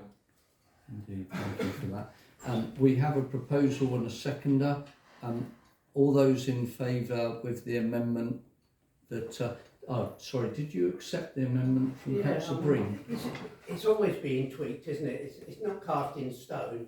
Every year we'll amend it. Councillor Black's done a lot of amendments. We've had all the working group, the work of the working group. I think this is the result of the working group. I don't know, the working group, this is their ideas, and they just want to tweak it. This is a framework, isn't it? May, we're only talking 5 months away, aren't we? We're talking 5 months. Yeah. So, I mean, it's dragged on for 7 months. Yeah, exactly. Hasn't it? I think we just short got, and please, Mr. Mayor, time, can we just ask the council to speak exactly, once? yeah. So the proposal is as it stands, no more questions. proposal as it stands is that this document is accepted as it is and will be reviewed annually, as this happens. So all those in favour, there's no more questions or queries. Are we talking annually in May or annually in December? Because Annually, we're It's May or June. It can be June. Yeah. Okay. so between May and June, then it can be reviewed. Is that? Yeah, that's what normally would be expected. The new council in May, because obviously that's when the council year starts, would normally, and that's why we're very late in doing this. Yes. December is very late to do this. That's it. So that would be the proposal, which is basically what Councillor Breen has asked for. So all those in favour of that proposal, we will review in May. Yeah. Thank you very much. That item has been passed. That's good. Item 21 is the Sea-Link project, statutory consultation. Members to consider a report from the Town Clerk with details of the Sea-Link project and the consultation opportunity. A decision is required on this. This is attachment number 13, and the recommendations are members are invited to comment on the project and engage in the consultation opportunity, which closes on the 18th of December. That's today. Yes, today. It's 1 minute to midnight is the deadline, so I could do it after the meeting if you want me to. So, Councillor Chuka. We first had this presented to October's meeting. We discussed it at November's meeting. We turn up today on the last day. So I spent a few hours myself today. I've constructed a set of answers which are in words, so they can be cut and pasted into the return. But it depends on what the council feels about this proposal. My answer, based on two objecting groups of people, is to object against this particular consultation, putting in the impact on the environment, the lack of consideration of other brownfield sites instead of a very rich environment, the construction of multiple pylons that aren't there at the moment, the impact on the marine through the cabling that's going to be laid. That's where I've arrived at as an individual, but that might not be the council's opinion. So I've got answers to the key questions in Word that can be pasted in within 20 minutes to half an hour, but we don't have a collaborative discussion around them. Thank you very much for that, Councillor Chuka. Briefly, Councillor Mallett. Mr Mayor, very briefly, I would agree with Councillor Chuka. I think we've been to the same main meeting at St Mary's. My own view, which I've already presented to the consultation, is that there is a perfectly adequate site at Dungeness with the high voltage pylons already there. Everything is there. Thank you very much. Thank you for that. And also, I'd just like to say, obviously, this a view or an opinion going forward from Sandwich Town Council doesn't stop any of the councillors putting in a personal view or objection, what have you, separately, as long as obviously you do it in your own personal name. So the proposal that we have for this is that Councillor Chuka has got something prepared for this, which I'm sure he could distribute. And then if everybody was happy, they could agree that could go forward. Or did you want an agreement on that tonight? Yes, so my proposal is that I'm trusted. What I've done is I've used sourced information that is already constructed by two separate parties. Indeed. That is in line with an objection. I can then share it afterwards, but the time limit doesn't there's prevent not time. a review. I'll second that. Can I just say, obviously, just to get this 100% clear, Councillor Chuka, so your collective decision is against the proposal. So I'm just making that clear. Yeah, and just to clarify, what it does at the start, it says that actually, as a council, we support the need to have future-proofing security of energy, and also to, as a government, to support the government in its net zero target. However, the choice of Minster Marshes is the wrong choice. It's the wrong choice. Okay, thank you. Okay, so that's the proposal. Do we have a seconder for that? Councillor Mallet, thank you very much. So, and do realise just before you vote on this that if that is not your opinion, then you can still submit your own opinion by 23:59 this evening. So you can rush home and put something on if you want to. All those in favour of Councillor Chuka's recommendation? Okay. And do we have any abstaining? Yeah, well, yeah. Okay. I'll talk about it later. Okay. Or any I'm abstaining? abstaining as well. Okay. Two. Any against? No. No. That is actually carried. So thank you very much for that. And then item number 22 is the draft local flood risk management strategy 2024 to 2034, and this is KCC is the lead local flood authority for Kent. As the LLFA, they have an overview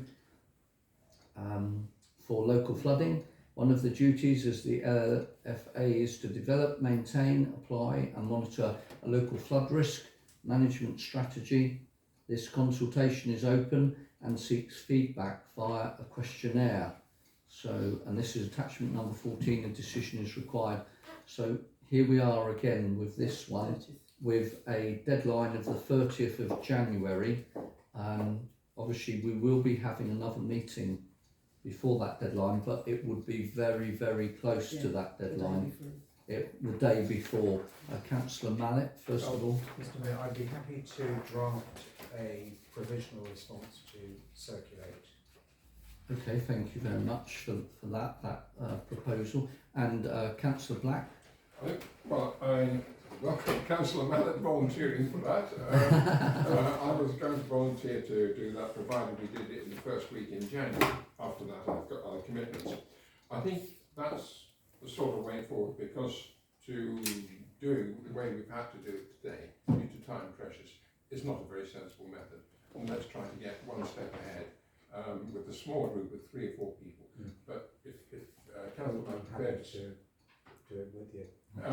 I think you need I would suggest you need 2 or 3 people. Just do it by email and say this is what we'd like to do. Have a date by which it's completed, and that can provide a report to the council without the clerk having to do any work. Indeed, that's super. Councillor Anderson, Yeah, I was please. going to suggest that this might be appropriate for discussion at Heritage and Townscape, but if the council is happy for it to come straight Indeed, to this meeting and then immediately be sent, I mean, And Councillor Marie? Yeah, I think Townscape Heritage has got enough on its plate at the moment, so I do feel that if Councillor Black and Councillor Mallet are happy with that, I'll second their motion. That's superb. Okay, so we have a motion on the table for Councillor Mallet to draft something and distribute this to all councillors. To draft and circulate first to the Oh, indeed, to Councillor Black, and then it will be, but it will be circulated to all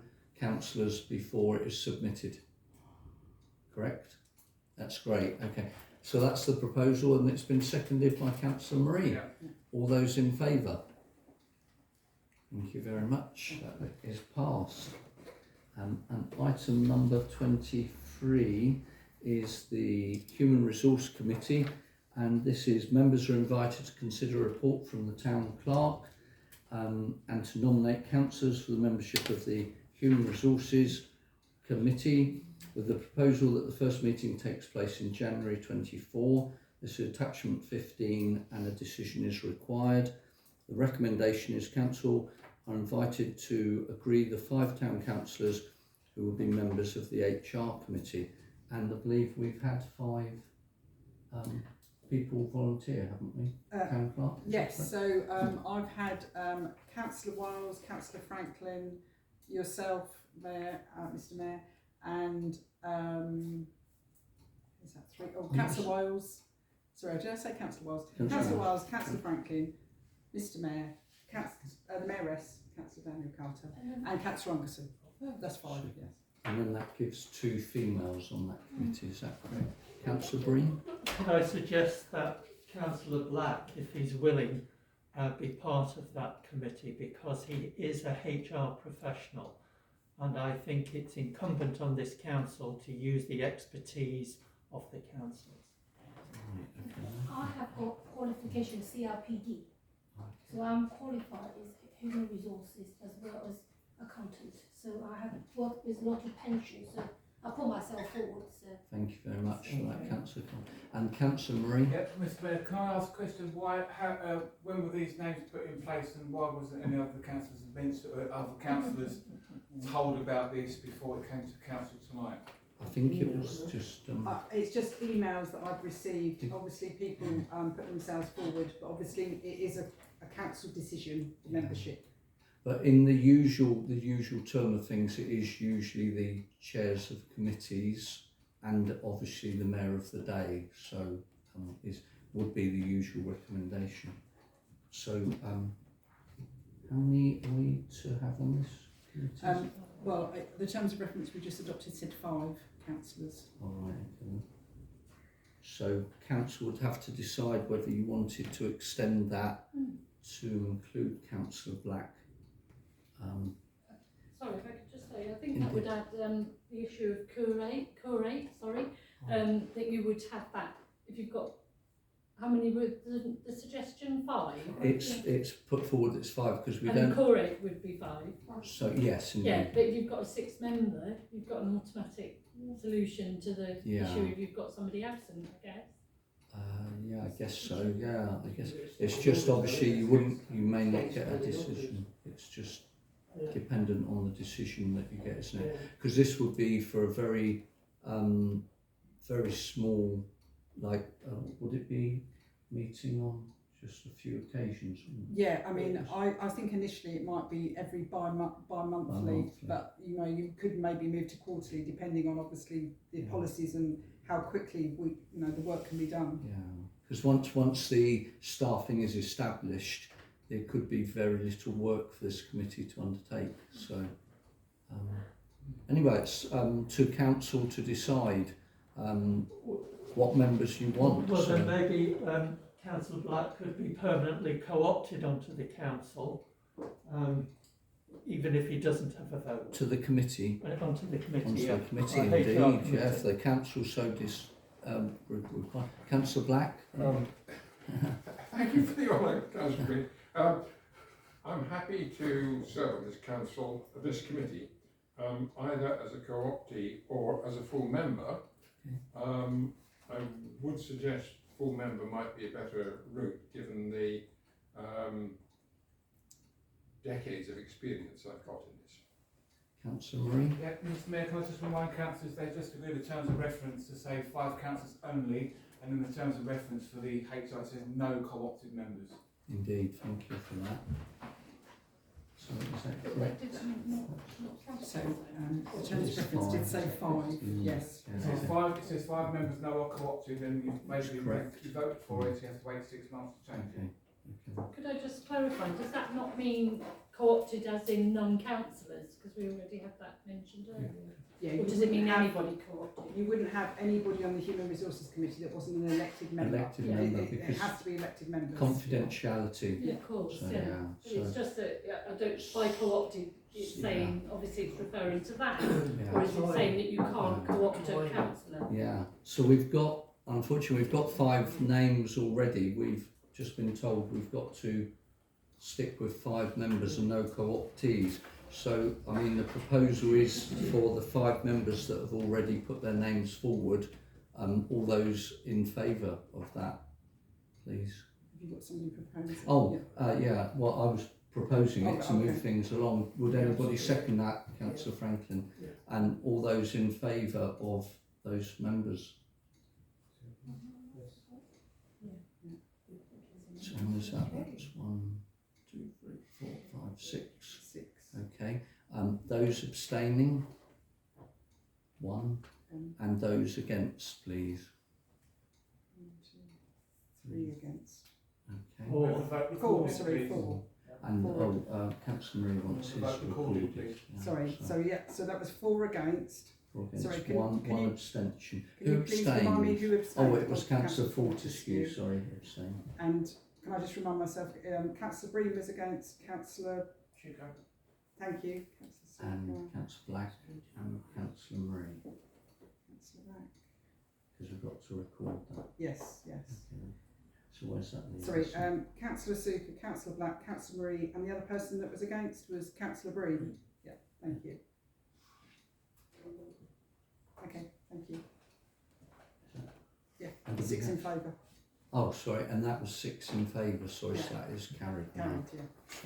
So it can be reviewed in 6 months. So, item number 24, planning applications. Members to consider planning applications that are due to be commented on before the next planning meeting is in January 2024, and this is attachment number 16. There's been a change. In order to relieve some of the pressure this evening, the town clerk approached DDC planning on her day off, and she got items B, C and D extended, so we can actually review those in January. Item A is the only planning application, which is 23/01-259 12 Market Street, Sandwich. And for those of you, I don't know how many people actually reviewed these planning applications, but I can tell you this one, 12 Market Street, is actually to put some rear doors, to take away the rear doors and steps and replace it with a window. But as this is a retrospective planning application, the work has been undertaken already. But you are entitled to vote on this, Councillor Franklin. I know we don't like retrospective, but I think what they've done is they suddenly parked a car there and found out they can't get out through the door because there's a car park there. Indeed. So I think it's common sense just to put the window in and move the step around the other way. Of course. But you'd have thought someone, an architect would have sort of picked that up. There's 2 parking spaces and need Exactly. between the car and the actual building. Thank you for that update. So with this item, we can object against it, we can recommend it, or we can strongly recommend it. So would somebody like to put forward? I propose you strongly recommend it. Strongly. Because you can't see it from the other side from the street. No, indeed. Can we have a seconder for that? Second. Councillor Marie seconding that. And all those in favour, please signify. Okay, and anybody abstaining? 3. And anybody objecting? Oh, that's carried then. Thank you very much. Item number 25 is Coastal Communities Alliance team. Members are invited to nominate a representative from STC to contact the Coastal Communities Alliance team in place for Deal and Sandwich with a view to attending their meetings of the CCAT to participate and report to Council. This is attachment number 17 and a decision is required on this. So I believe we're looking for a willing volunteer for the Coastal Communities Alliance team on this one. I don't know if you've read through the information, which was quite interesting to take things forward. I believe Brightlingsea is a part of this as well, actually. There will be, yeah, there's a lot of these teams up and down the whole country. Yeah, so tie in with Brightlingsea, wasn't it there? So did we have a volunteer for this, Councillor? Those are comments, not a volunteer. Indeed. Having read through the material, what's slightly alarming, it's not been renewed since 2017. Yeah. But I would suggest whoever does volunteer, but it's not me, probably sits within the townscape Committee. It's getting later. Heritage and Townscape Heritage and Committee. Townscape Committee, because it has links in terms of generating ideas. So that would be my suggestion, but Indeed. not a Thank you. volunteering stance. Councillor Marie. Yeah, Mr. Mayor, if no one else does, I'll happily volunteer considering the stuff that I do in the town regarding boosting events and tourism and stuff within the town. Indeed, that's very kind of you. Thank you very much for suggesting that. And would anybody like to second Councillor Marie taking up this post? Councillor Franklin. All those in favour, please signify. Okay, that's unanimous. Thank you very much for that. And date of the next full council meeting is the 29th of January 2024. So that concludes the Sandwich Town Council meeting, and now without any